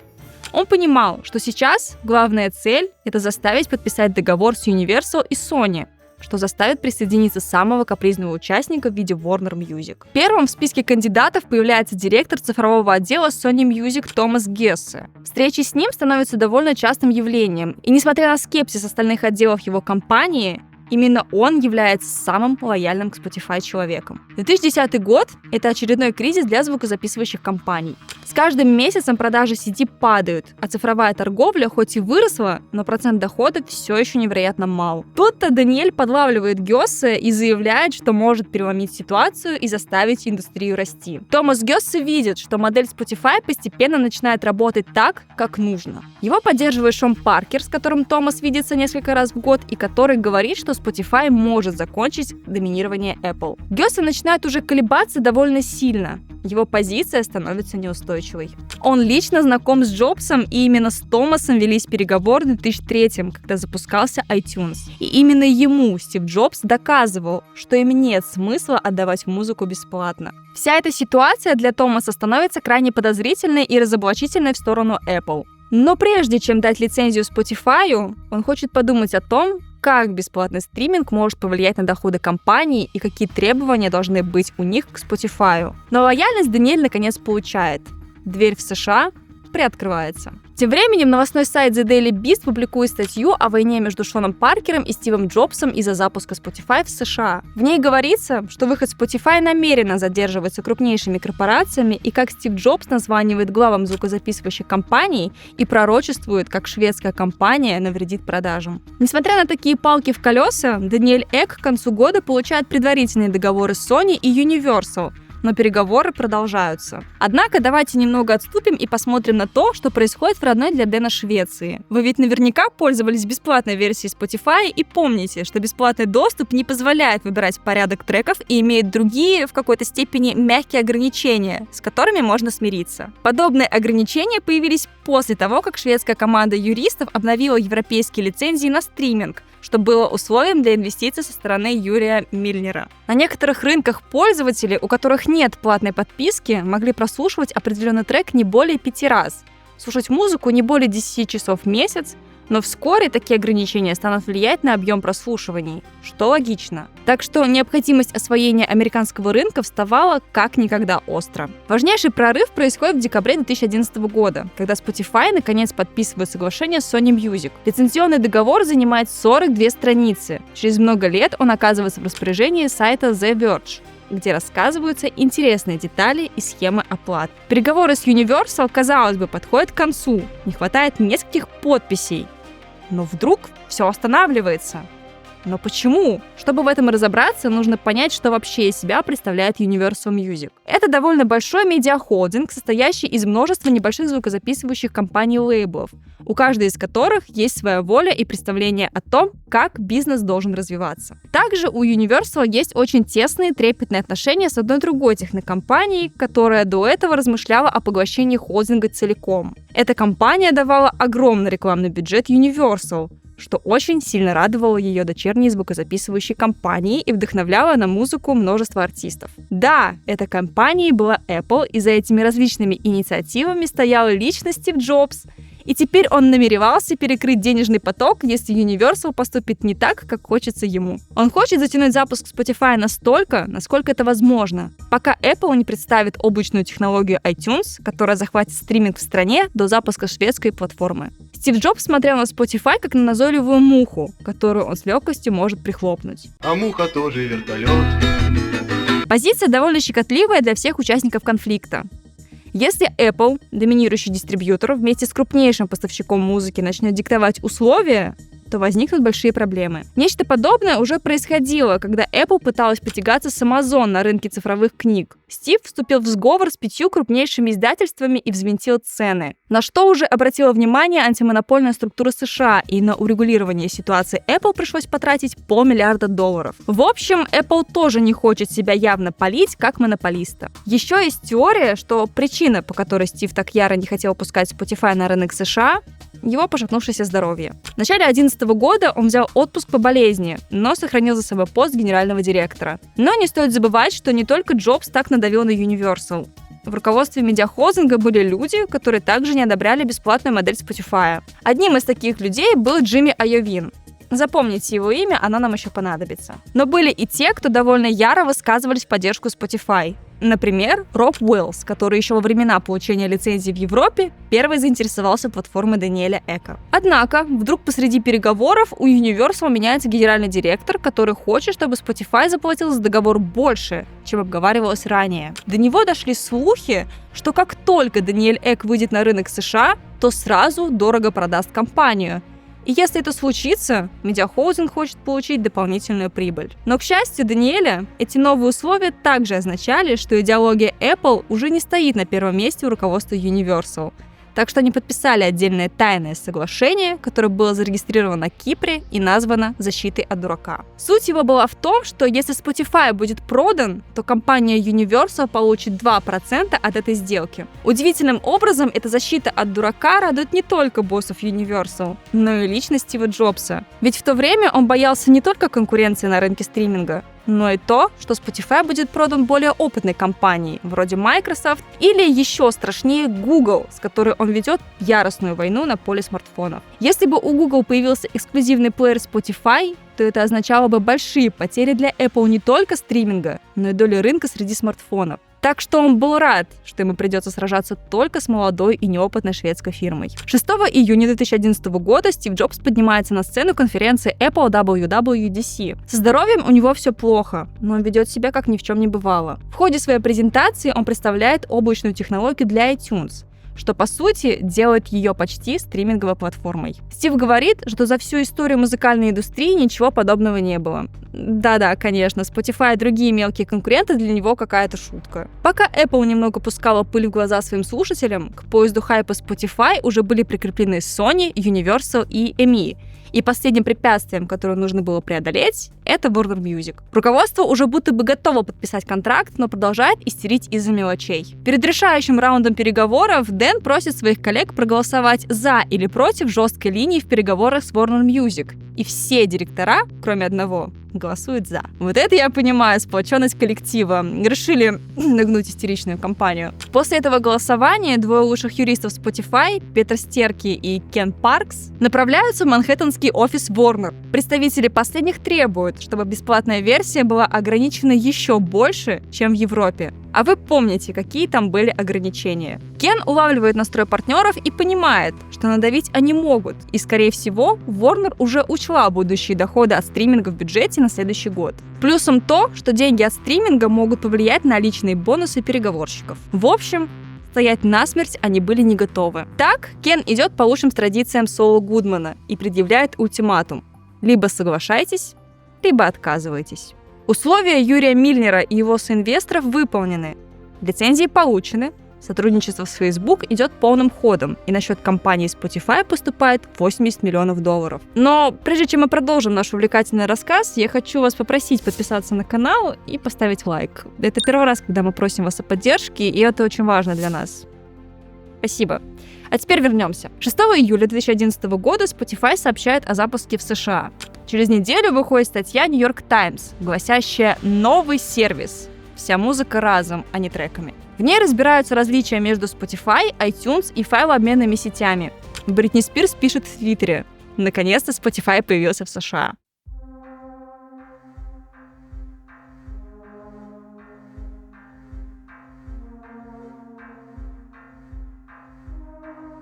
Весь месяц Дэн спит урывками. Он ездит по штату вместе со своим другом Шакилом Ханом, у которого когда-то останавливался дома вместо дешевых отелей. Даниэль чувствует себя таким счастливым, будто крылья за спиной выросли. В Нью-Йорке шумиха от 50 Цента до Шакиры. The Verge разыгрывает 100 аккаунтов, которые заканчиваются за 9 минут.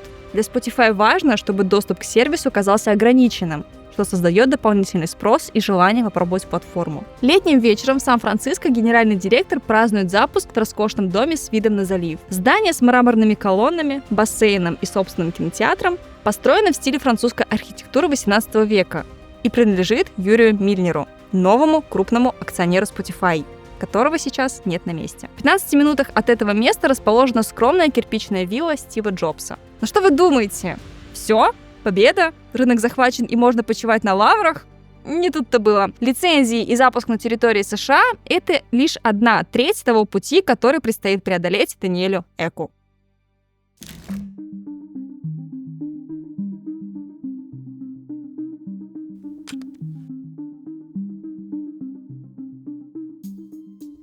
Для прорыва недостаточно публикаций о запуске Spotify на рынке. Во-первых, нужно завоевать американских пользователей. А во-вторых, не стать похороненной заживо компанией из-за обозленной Apple, Google, Amazon и еще парочки мощных конкурентов, о которых мы расскажем позже. Но давайте сначала разберемся с завоеванием слушателей. К счастью, у нашего героя был человек, который в один клик и пару строк кода мог помочь заполучить более 300 миллионов пользователей. Этим человеком, конечно же, был Марк Цукерберг. Он считал, что людям захочется делиться музыкой с друзьями, и для этого отлично подойдет Facebook. И в целом, до тех времен это звучит логично. Но давайте будем откровенны. Как часто ваши музыкальные вкусы совпадали со вкусами ваших друзей? Может, конечно, вы слушаете парочку исполнителей, но все остальное это либо ок, либо просто не твое. Именно так думает и Густав Седерстрём, который к этому моменту стал директором по продукту Spotify. Если вы забыли, то это именно он создавал приложение для смартфонов. Густав считает, что вместо того, что слушают друзья пользователя, ему стоит показать то, что слушают люди с похожими вкусами. Однако Цукерберг упрямо гнет свою линию, перебивая собеседников и не слышит возражений. У всех в переговорной создается ощущение, что Марк все решил. Дэн знает, что обе идеи хороши, хотя в глубине души он понимает, что Густав прав, но интеграция с Фейсбуком ему нужна не меньше. Для Шона Паркера сотрудничество с Facebook особенно важно. Он наставник Марка Цукерберга и член совета директоров Spotify. Он видит, что Spotify может добиться того, чего не получилось у его детища Napster. Бесплатная музыка на законной основе. В августе 2011 года он летит в главный офис Spotify в Стокгольме, чтобы еще внимательнее следить за тем, как продвигается интеграция с Facebook. Это начинает потихоньку напрягать подчиненных и самого Густава. Некоторые задумки Шона идут вразрез с идеей Spotify. Например, магазин загрузок, который разработчики создают весной 2011-го. Он позволяет пользователям загружать музыкальные файлы, как в iTunes, и синхронизировать их с iPod. Бизнес-модель, которую несколько лет назад отвергал Даниэль Эк, становится частью Spotify. Вот такая ирония. В интернете этот союз с iTunes называют красавица и чудовище. Но, к счастью, довольно быстро становится понятно, что этой функцией никто не пользуется. И ее убирают. Так, 22 сентября 2011 года Марк Цукерберг на ежегодной конференции Facebook объявляет о сотрудничестве с Netflix, Hulu и Spotify. Он демонстрирует, как на странице Facebook отражается, что слушают его друзья, а затем с легкостью включает трек. В ближайшие годы Марк Цукерберг приобретает компании с миллиардными оборотами – Instagram и WhatsApp. Об этом у нас тоже есть отдельное видео, можете посмотреть по подсказке. А для приложений, которые купить не удается, например, Snapchat, он создает убийственную конкуренцию. Число пользователей Facebook в тот момент превышает 800 миллионов. И хоть у Spotify есть конкуренция в лице того же шведского SoundCloud, Deezer из Франции или Mock из Сан-Франциско, но из-за сотрудничества с Марком Spotify переманивает все внимание на себя. После презентации устраивается большая вечеринка с различными приглашенными звездами музыкальной индустрии. Но принесло ли это сотрудничество какие-то плоды? Все же Марк Цукерберг спорил с руководством Spotify. Да, плоды есть. Только вот Шон Паркер выступает против требования регистрации в Spotify аккаунта Facebook от Марка. Цукерберг воспринимает это как укол в сторону Facebook и реагирует довольно болезненно. Он считает, что Шон Паркер не хочет, чтобы Facebook тоже получал выгоду от сотрудничества и должен выступать исключительно в виде трафика для Spotify. Вскоре эта ссора попадает в американские таблоиды, где пишут о напряженных отношениях из-за Spotify. Но все же Facebook прекрасно раскручивает Spotify в США. С марта по ноябрь число платных подписчиков увеличивается с 1 до 2,5 миллионов, а оценочная стоимость Spotify увеличивается втрое. Окей, проблемы с пользователями, хоть и с некоторыми компромиссами, решили, и слава богу пока что. Что там по конкуренции? Ранее осенью 2011-го в аэропорту Брома приземляется частный самолет. По трапу спускается Джимми Айовин. Помните, я просила вас запомнить его имя на моменте, где Даниэль Эк пытался получить лицензию у Universal? Тогда он выступал жестко и категорически против выдачи соглашения. Так вот, он основатель Beats, которые наушники, и босс Universal. Они прибыли в Стокгольм, чтобы найти экспертов для создания нового тайного стримингового сервиса. Они заняли отель, который находился в нескольких кварталах от офиса Spotify. Но, как вы уже поняли, они прилетели не к ним. Джимми Айовин 10 лет наблюдал, как Universal и другие звукозаписывающие компании пытались создать свой стриминговый сервис, но успехом ничего не закончилось. Он настроен серьезно и не собирается проигрывать маленькой шведской компании. Чем же хочет Айовин выиграть по сравнению с уже существующим Spotify? Он видит еще не занятую нишу в виде стриминга, который не только бы позволял слушать музыку, но и предлагал своим пользователям стиль жизни. По сути, он хотел сделать нечто вроде MTV, но для нового поколения. Такую компанию он мог бы с легкостью продать Google, Microsoft, или Apple. В Стокгольме они набирают специалистов, которые в связи с спецификой страны хорошо знакомы с музыкой и стартапами. А Йовин также хотел переманить Андреаса Эна, бывшего технического директора Spotify, но тот вежливо отказывает, потому что не хочет наниматься конкурентом. Спустя несколько недель, благодаря своим связям, он привлекает сильных игроков и партнеров в свой проект. Одной из главных звездочек становится Доктор Дре, и под конец звучит заявление, что он хочет как можно быстрее создать конкурента Spotify. По случаю начала работы они устраивают вечеринку, которая в один момент резко останавливается, и всем становится не до веселья и выпивки. На экранах своих айфонов они видят новость, что Стив Джобс умер в возрасте 56 лет. That Steve Jobs has passed away after a battle with pancreatic cancer. Steve Jobs has died at the age of 56. He died this morning, aged 56, after a long fight against pancreatic cancer. Steve Jobs transformed the way millions of people communicate, reinventing digital technology over and over again. His place in history was assured when he helped invent the personal computer, but that was only the beginning. Apple has lost a visionary and creative genius, and the world has lost an amazing human being. Джимми Айовин понимает, что ему нужно срочно лететь на родину и понять, как это может повлиять на его новый проект. Тем же временем количество пользователей Spotify планомерно растет, и из Facebook пришло 7 миллионов за несколько месяцев. Но команда и Даниэль Эк понимают, что если рост не будет взрывным, то компания может в любой момент проиграть конкурентам. Amazon, Google, Apple уже имеют свои аналоги. К середине 2011 года бюджет Apple достигает 80 миллиардов. Новый исполнительный директор Тим Кук может купить 40 таких компаний, как Spotify, и убить ее на корню. К тому же, помните, как Гюстав Сёдерстрём спорил с Цукербергом о том, что людям плевать на то, что слушают их друзья? Умнички. Из-за раскрытия своих музыкальных пристрастий пользователи начали безжалостно критиковать сотрудничество Spotify и Facebook. Плюсом льются комментарии, что Facebook один сплошной рекламный баннер Spotify. В общем, много дерьма навалилось из-за неправильно принятых решений. Но Дэна сейчас интересует лишь количество пользователей, потому что это вопрос выживаемости компании. Для того, чтобы это исправить, он нанимает Алекса Норстрёма, который начинает работать по системе Цукерберга. Она заключалась в том, чтобы найти клиента, заставить его завести аккаунт и сделать так, чтобы он с него не уходил. А главная цель у Алекса — довести Spotify до 100 миллионов пользователей.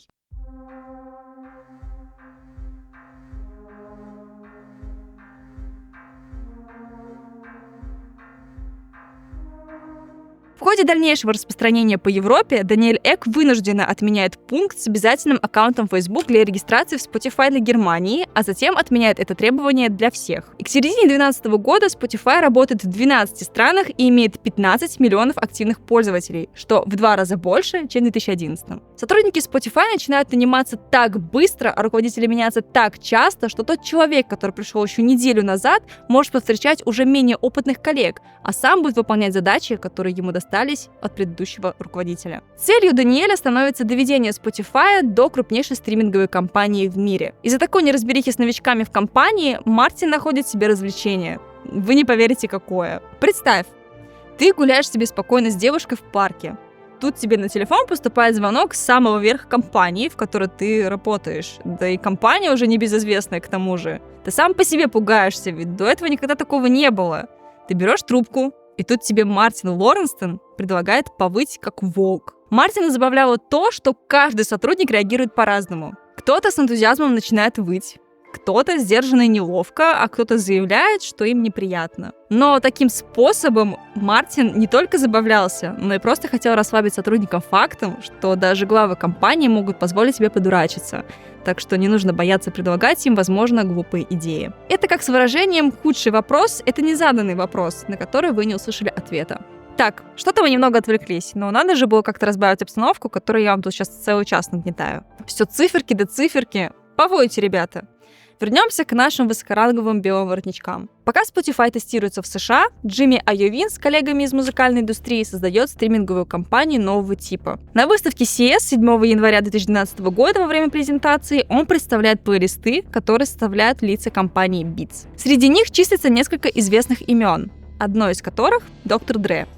Презентация нового сервиса вызывает восторг. который, однако, быстро заканчивается. Джимми Айовино не терпится сделать все максимально быстро, но его уверяют, что тогда они максимум создадут радио, но никак не конкурента Spotify. Чтобы выиграть время, Beats поглощает небольшую стриминговую платформу под названием Mog.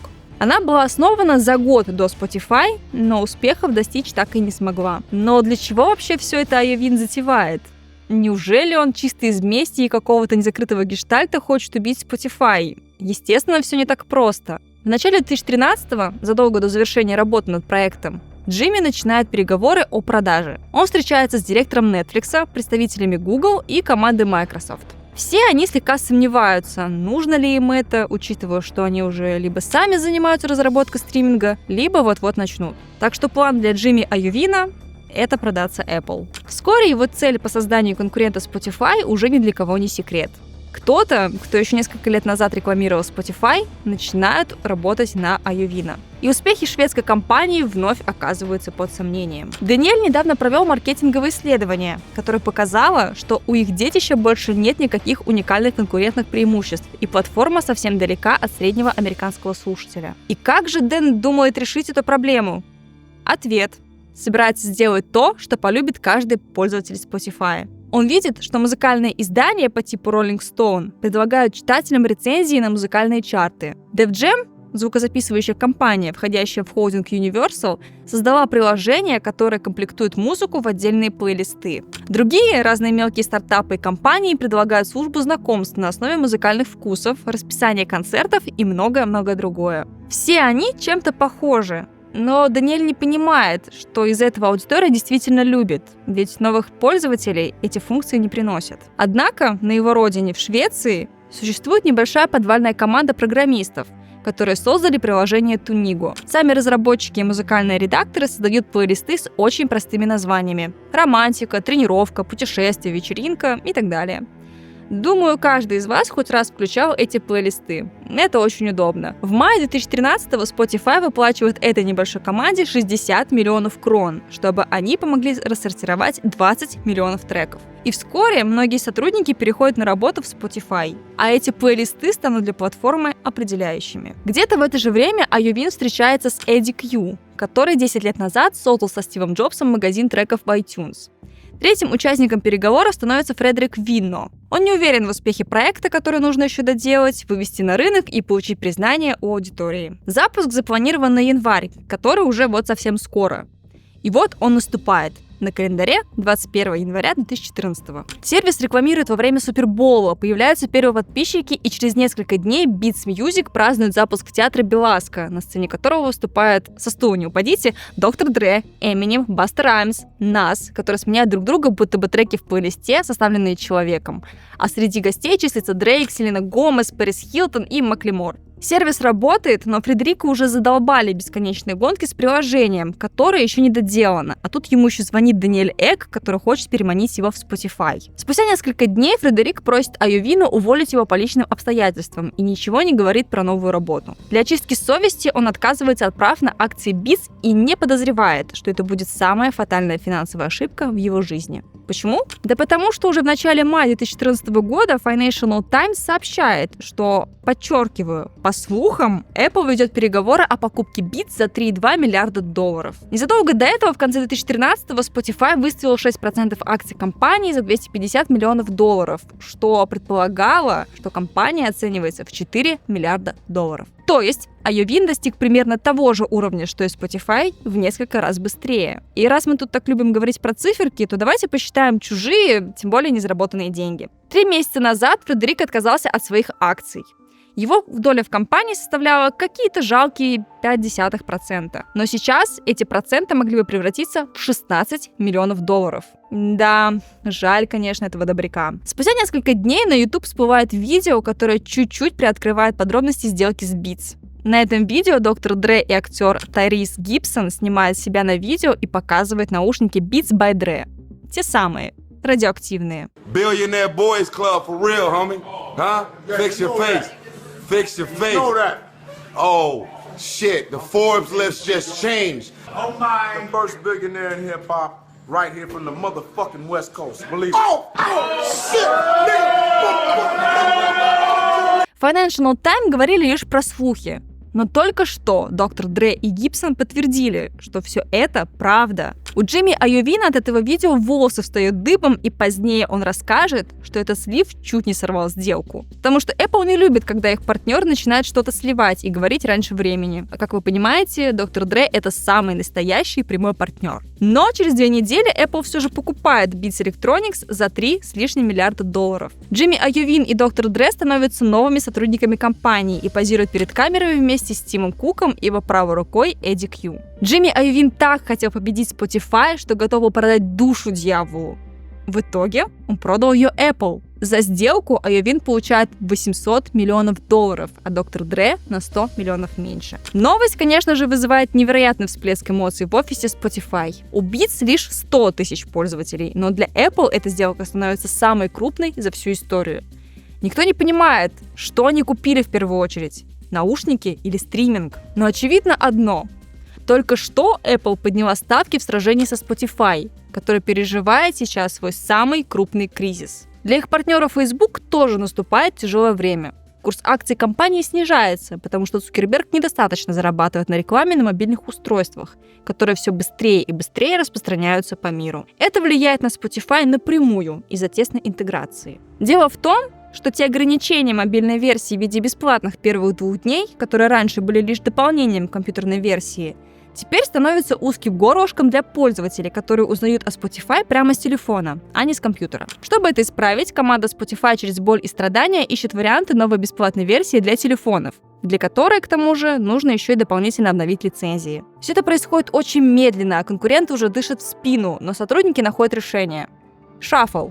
Или по-русски перемешивание. В бесплатной версии отныне можно слушать музыку без ограничений по времени, но в режиме плейлиста или альбома она будет перемешиваться. Это тот компромисс, к которому пришел Даниэль Эк и его команда. И именно это решение спасает Spotify от гибели, которая, по словам Дэна, могла случиться через полгода. Но теперь, через 2 года, Spotify становится крупнейшим стримингом на территории Мексики, обойдя таких конкурентов, как Google и Deezer. Но эйфория быстро сменяется холодным потом. До Даниэля доходят слухи о тайных переговорах, которые ведут его самые опасные враги. На кону не просто лидерство на рынке, а само существование Spotify.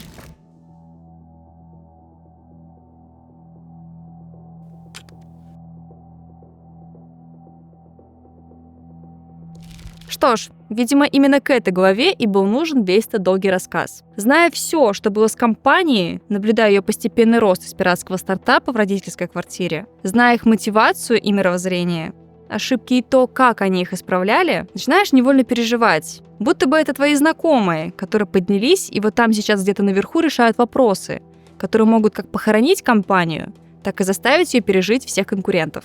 Но ладушки. Отступление нужно было, чтобы подвести некоторую черту перед тем, что вы услышите далее. Итак, что мы имеем к этому часу?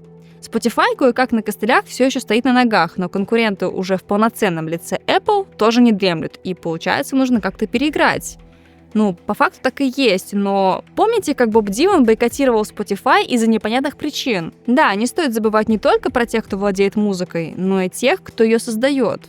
Но пока что не об этом. В один из январских вторников 2014 года Пер Сундин, если помните, директор Universal, прибыл в Лос-Анджелес для участия в конференции руководителей. За завтраком он встречает певца Нила Даймонда, продюсера Майкла Джексона Куинси Джонса и 2 основателей влиятельного лейбла Def Jam – Рассела Симмонса и Рика Рубина. На родине, в Швеции, Пер Сундин – звезда и важный человек, но здесь он лишь один из многих, которого в основном знают как менеджера Avicii и сторонника Spotify. Сажают его в самый дальний стол, и в ходе дискуссии ему предстоит выслушать критику в адрес шведского стриминга. Многие из присутствующих уверены, что новая бесплатная модель Spotify негативно скажется на продажах треков в iTunes. Опять 25. Представьте, в каком настроении находится Пер. Естественно, он не выдерживает и начинает приводить факты, заявляя, что конверсия бесплатных подписчиков в платных невероятно хорошая на территории Европы и что Spotify убивает пиратство. Многие, кто сидит в зале, качают головой, но воспринимают его слова лишь как атаку на Apple. На следующий день Роб Уэллс, который поддерживал Даниэля в Лондоне, демонстрирует, как Spotify продолжает расти,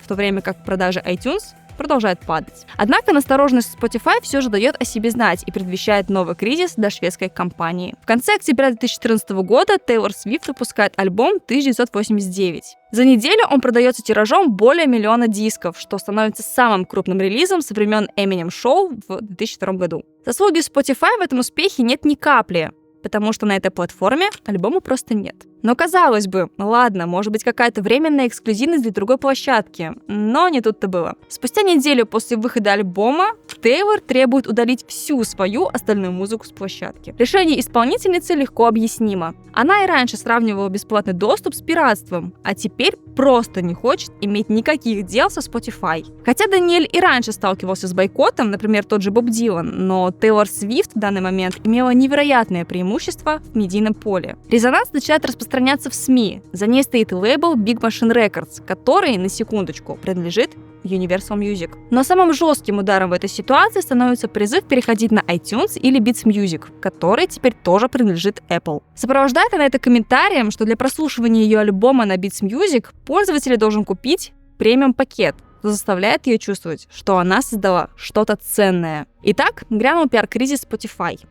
Из-за ухода Тейлор Свифт многие исполнители решают, что сейчас самое время пошантажировать различные платформы в поиске более выгодных условий. Одним из таких становится рэпер Jay-Z.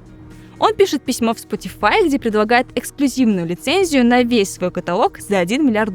Весь цифровой рынок становится горячее. Компании сражаются не только друг с другом, но и с артистами, которым могут недоплачивать звукозаписывающие компании. В общем, все переплетено. Но перспектива потерять треки Jay-Z Spotify не пугает. Они изучили последствия ухода Тейлор Свифт и поняли, что ушло совсем немного пользователей, несколько сотен, что не является для них катастрофой. Однако последствия от рэпера станут куда серьезнее.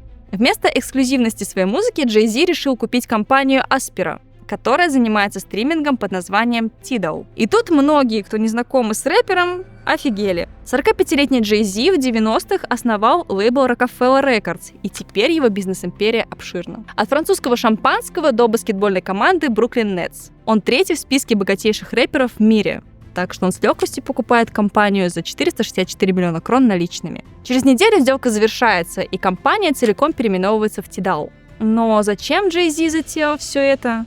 Через пару месяцев он вместе с Бейонсе на презентации своей новой компании заявляет, что намерен создать платформу, которая будет принадлежать артистам, восстановит ценность музыки и объединит исполнителей с фанатами. В общем, выражает недовольство артистов и толкает типичную речь про бунт против зажравшихся белых воротничков. Перед публикой в ряд встают 16 учредителей компании. Среди них Ники Минаж, Ашер, Риhanna, Мадонна, Jay-Z, Канье Уэст, Джей Кол, Джек Уайт, дуэт Daft Punk, диджей Deadmau5, кантри-исполнитель Джейсон Олдин, Кельвин Харрис и солист Coldplay Крис Мартин по видеосвязи. Тейлор Свифт разрешила новой платформе доступ ко всему каталогу, кроме нового альбома. Помимо таких громких имен, запуск платформы широко рекламируется в СМИ.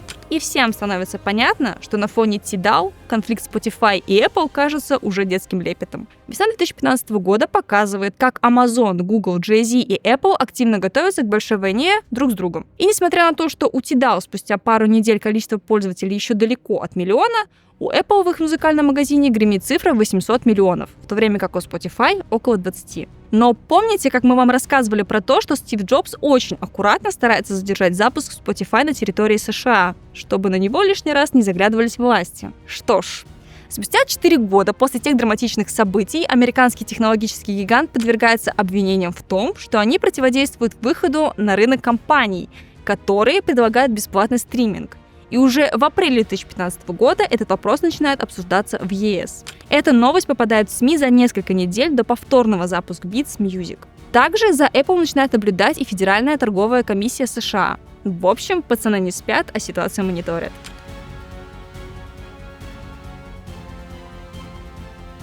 И пока новоспеченные конкуренты хотят задавить друг друга на юридическом поле, Даниэль Эк хочет победить их технологически. Все-таки не забывайте про корни, что Spotify был создан как что-то, что было невозможно в те времена. Преобразование, которое сделает Spotify уникальным сервисом, называется моменты. Главная идея заключается в том, что приложение должно сопровождать пользователя по жизни, предлагая музыку для вечеринки, тренировки, ужина с друзьями и даже сна. Расширенный диапазон подкастов позволяет приложению оставаться с пользователями почти круглые сутки. Помимо этого, в начале 2015 года начинается разработка более совершенного алгоритма рекомендаций. Буквально то, что вскоре назовут алгоритмами нового поколения. И основан он может быть на 3 методах. Первый основан на поиске пользователей с похожей историей запросов. Такой использует Netflix для своей системы телепередач, а Amazon для товаров. Второй метод – анализ звуковых файлов с целью поиска музыки с аналогичным темпом, структурой и ритмом. Но наилучшие результаты приносит третий метод.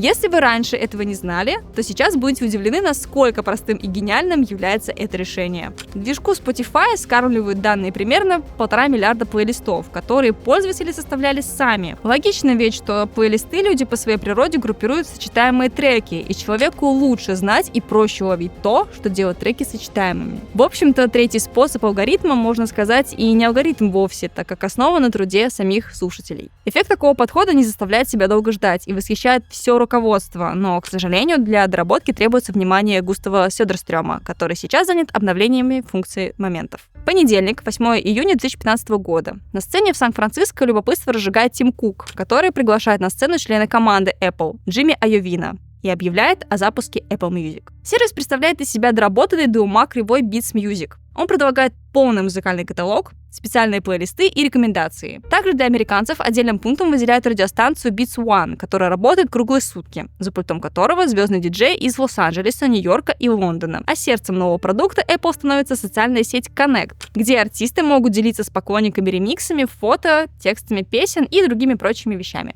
Сервис является платным, но предлагает бесплатное тестирование 3 месяца. В общем, еще один серьезный и потенциально убийственный конкурент Spotify. Но спустя пару месяцев Spotify наконец запускает функцию «Момент» и раздел Discovery Weekly, который содержит в себе те самые новые алгоритмы. Пользователи в Твиттере начнут писать, что это самая лучшая и пугающая подборка, которая, кажется, знает самих пользователей лучше, чем они сами. За первые 3 месяца новый плейлист генерирует целый миллиард отдельных прослушиваний. В общем, разгромный успех.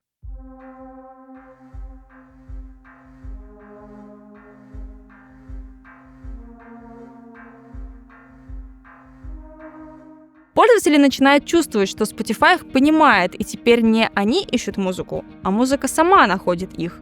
И это очень интересная деталь. Сотрудники начинают понимать, что эта технология может повлиять не только на популярность платформы, но и на отрасль в целом. Мощь нового плейлиста помогает прославиться менее знаменитым артистам, и Spotify может взять на себя поиск новых талантов, заменив звукозаписывающие компании. К концу 2015 года на платную подписку переходит почти треть всех пользователей, тогда как ранее платных клиентов было не больше четверти. Это большой успех, но война еще не закончена. В любой момент конкуренты могут войти в сговор и задушить шведский стриминг.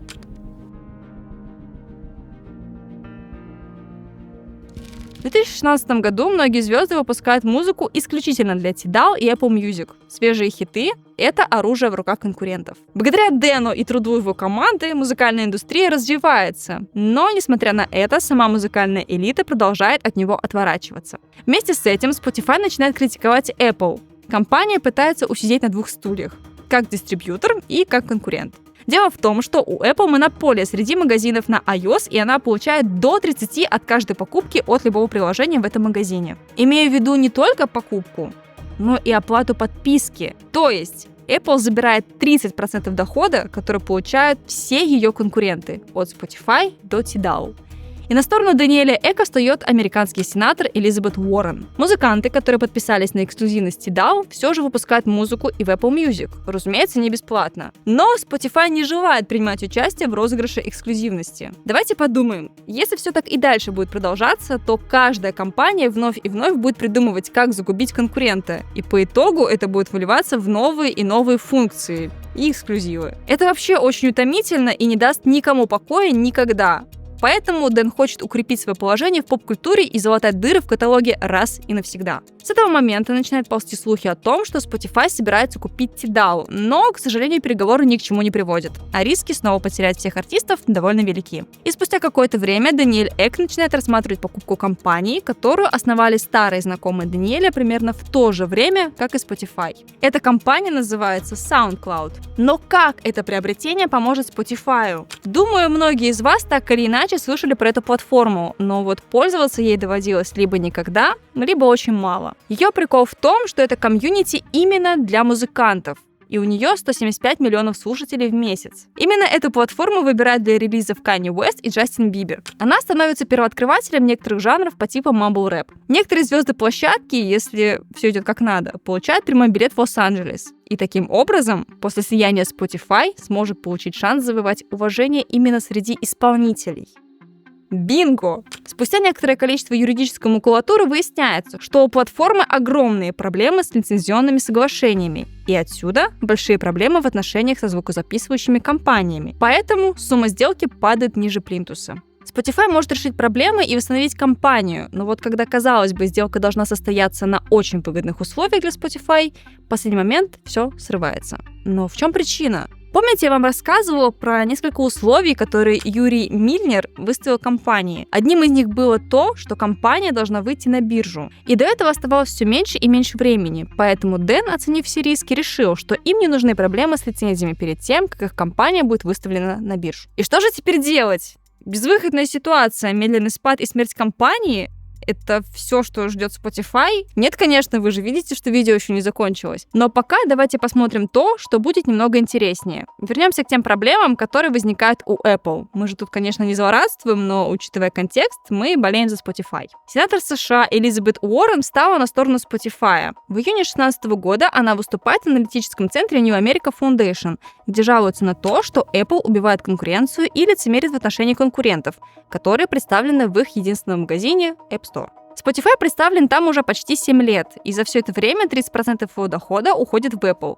Критики называют это налогом Apple, благодаря которому сервис Тима Кука стремительно растет. В офисе Spotify все очень злятся на Apple. Магазин App Store всякий раз с большим скрипом дает одобрение на публикацию новой версии приложения. Иногда процесс вообще встает, пока директор по продукту Гюстав Сёдерстрём не берется за дело сам и не звонит жалобами в Калифорнию. Наконец-то возмездие! Наконец-то настоящая битва! Даниэль Эк готов развернуть первую общественную кампанию против доминирования Apple. Через несколько недель после презентации Apple Music пресс-служба Spotify делает почтовую рассылку. В списке получателей все, кто платит $13 в месяц за Spotify через App Store. Всех их просят прервать подписку и платить Spotify напрямую. У вас будет такой же Spotify, но всего за $9.99 в месяц. Все очень просто, говорится в письме. Осенью и весной компания активизируется. Следующим летом, в июне 2016 года, Тим Кук под давлением правительства меняет условия соглашения по App Store. По истечении первого года доля Apple в доходах Spotify сокращается до 15%. Но конфликт далеко не исчерпан. К тому моменту Spotify пытается опубликовать в App Store очередное обновление. Заявка подается несколько раз, но одобрения не получает. При проверке, проведенной Apple, выясняется, что приложение Spotify на каком-то этапе запрашивает электронный адрес клиента, что трактуется как намерение установить прямой контакт и обойти Apple. Электронный гигант не пропускает обновления. В конце июня 2016 года главный юрист Spotify посылает письмо в Купертино, в котором утверждает, что Apple использует власть как оружие против конкурентов. Но решать это никто особо не хотел, поэтому Spotify, скрипя зубами, как и остальные стриминговые компании, терпел 15% налога. И лишь совсем недавно конфликт наконец получил развитие. Спустя 8 лет после этой перепалки, в 2024 году Европейский Союз выдвигает требования и выступает против практики Apple, запрещающей музыкальным сервисам направлять своих пользователей от Apple Store к альтернативным, более дешевым вариантам подписки. В рамках предстоящего решения Apple рискует получить потенциальный штраф в размере до 10% от своих годовых продаж.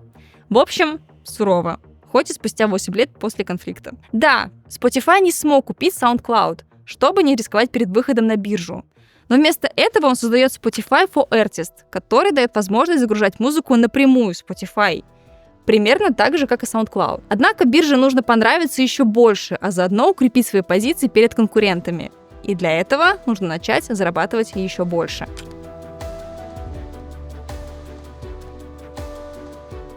Мы уже говорили, что плейлист Discovery Weekly, основанный на новых алгоритмах, дает Spotify немного власти над индустрией в целом. Если Spotify обеспечит хотя бы незначительное увеличение стримов от небольших звукозаписывающих студий по сравнению с музыкой от крупных корпораций, эффект уже будет достаточным. Это позволит развернуть потребителя в сторону музыки, которую легче лицензировать и которая, соответственно, более прибыльна. Еще одна стратегия – установление более тесных контактов с музыкантами и продюсерами, для которых и создается Spotify for Artists. С точки зрения бизнеса, это означает шаг в сторону от дистрибуции и превращения Spotify в точку сбора не только для слушателей треков, но и для создателей музыкантов.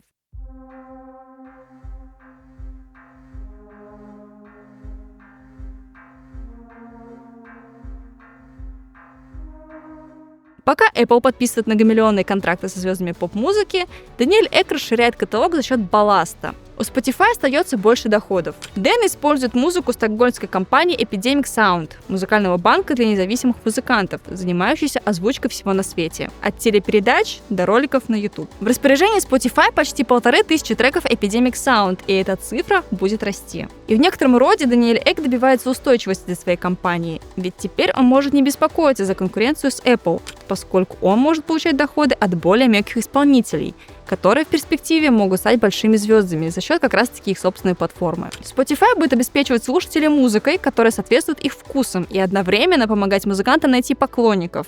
Это и становится новой стратегией Spotify. Дэн превратил пиратский корабль в роскошный лайнер, а звукозаписывающей компании — пассажиров 3-го класса.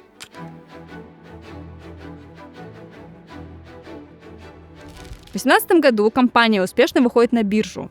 Это означает, что Spotify превратился из стартапа во взрослую компанию, которая теперь может жить и не бояться быть поглощенной. Некоторый процент акций был продан китайскому конгломерату Tencent, и теперь Даниэль Эк наконец чувствует себя спокойно. Спустя 3 года после жесткой борьбы с артистами и различными компаниями, Тейлор Свифт передает привет поклонникам и намекает на эксклюзивный клип для платформы Spotify. В студии CBS Даниэль Эк объясняет, что много-много раз ездил в Нэшвилл, чтобы убедить Тейлор Свифт вернуться в Spotify. И да, несмотря на такую умиротворяющую обстановку, конкуренция все еще жестокая, и Apple Music вот-вот обгонит Spotify в США. Но Даниэль Эк спокоен и принимает вечную конкуренцию как данность. Он рад, что теперь может не переживать за то, что компания не умрет. А кто первый, кто второй, его волнует не так сильно, как раньше.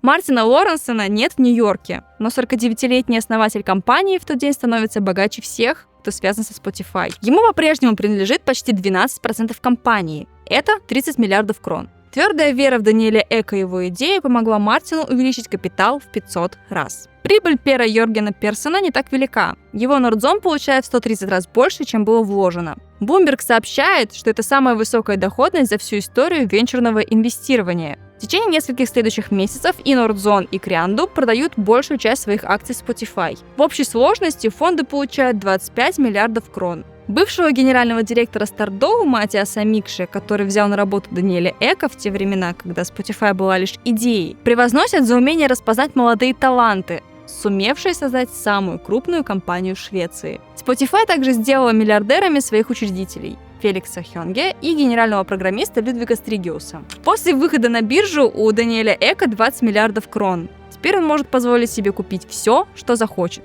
Например, коллекцию виниловых пластинок Боба Дилана. Чтобы тут больше не возникало. И казалось бы, все, сюжет закончился.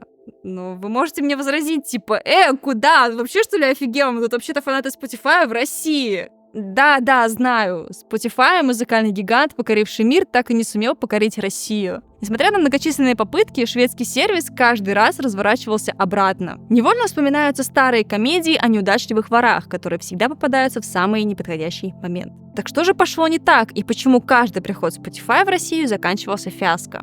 Давайте разберемся. Первая попытка Spotify выйти на российский рынок была предпринята в 2012 году. В это время шведский сервис уже уверенно шагал по Европе, но Россия оказалась слишком сложной задачей.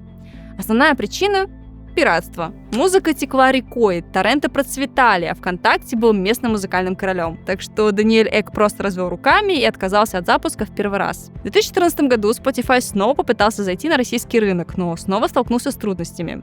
Политическая ситуация была нестабильной, а новый закон, обязывающий иностранные компании хранить персональные данные пользователей на российских серверах, поставил под вопрос экономическую целесообразность запуска. Вдобавок, российские компании вроде Яндекса и ВКонтакте уже предлагали свои стриминговые сервисы, но культурно россияне еще не были готовы начать платить, поэтому легальная музыкальная индустрия была слаба. Так что запуск был снова отменен, несмотря на то, что компания уже наняла руководителя в Москве. Но финальной точкой в 2014 году было то, что у Spotify, если помните, в какой-то момент было огромное количество бесплатных пользователей, что означало для компании большие убытки. Поэтому распространение Spotify было остановлено во всех направлениях, включая Россию, Японию, Южную Корею и других азиатских и нескольких европейских странах. В 2020 году, когда мир был в панике из-за пандемии, Spotify решил, что настал его час.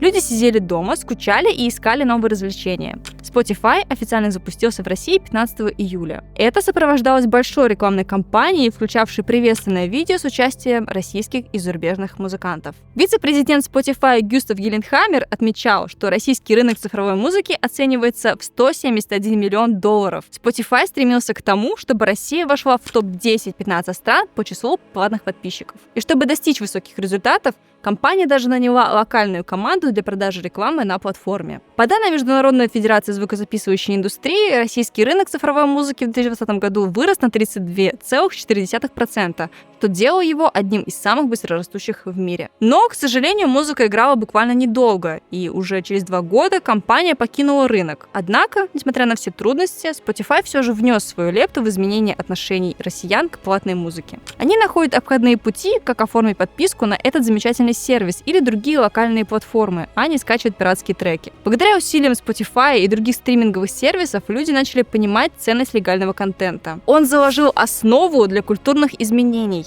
а пока остается только ждать и надеяться, что 4-я попытка будет удачной. И вот, Spotify стоит на вершине. Мир музыки преобразился, и в этом преображении есть заслуга Даниэля Эка и его команды. Они прошли через огонь и воду, через сомнения и предательство, через ультиматумы и войны, чтобы достичь своей цели. Но история Spotify не закончена. Это лишь начало новой главы, следующего трека в плейлисте. Дэн смотрит в будущее с оптимизмом и решительностью. Он знает, что впереди новые вызовы и новые конкуренты, и новые битвы. Но он верит в свою команду, в свою идею и в силу музыки. Spotify — это больше, чем просто стриминговый сервис. Это символ нового мира, где музыка доступна каждому, где артисты могут найти свою аудиторию, а слушатели открыть для себя новые звуки и эмоции. И в этом мире Spotify будет играть главную роль, словно дирижер, управляющий огромным оркестром.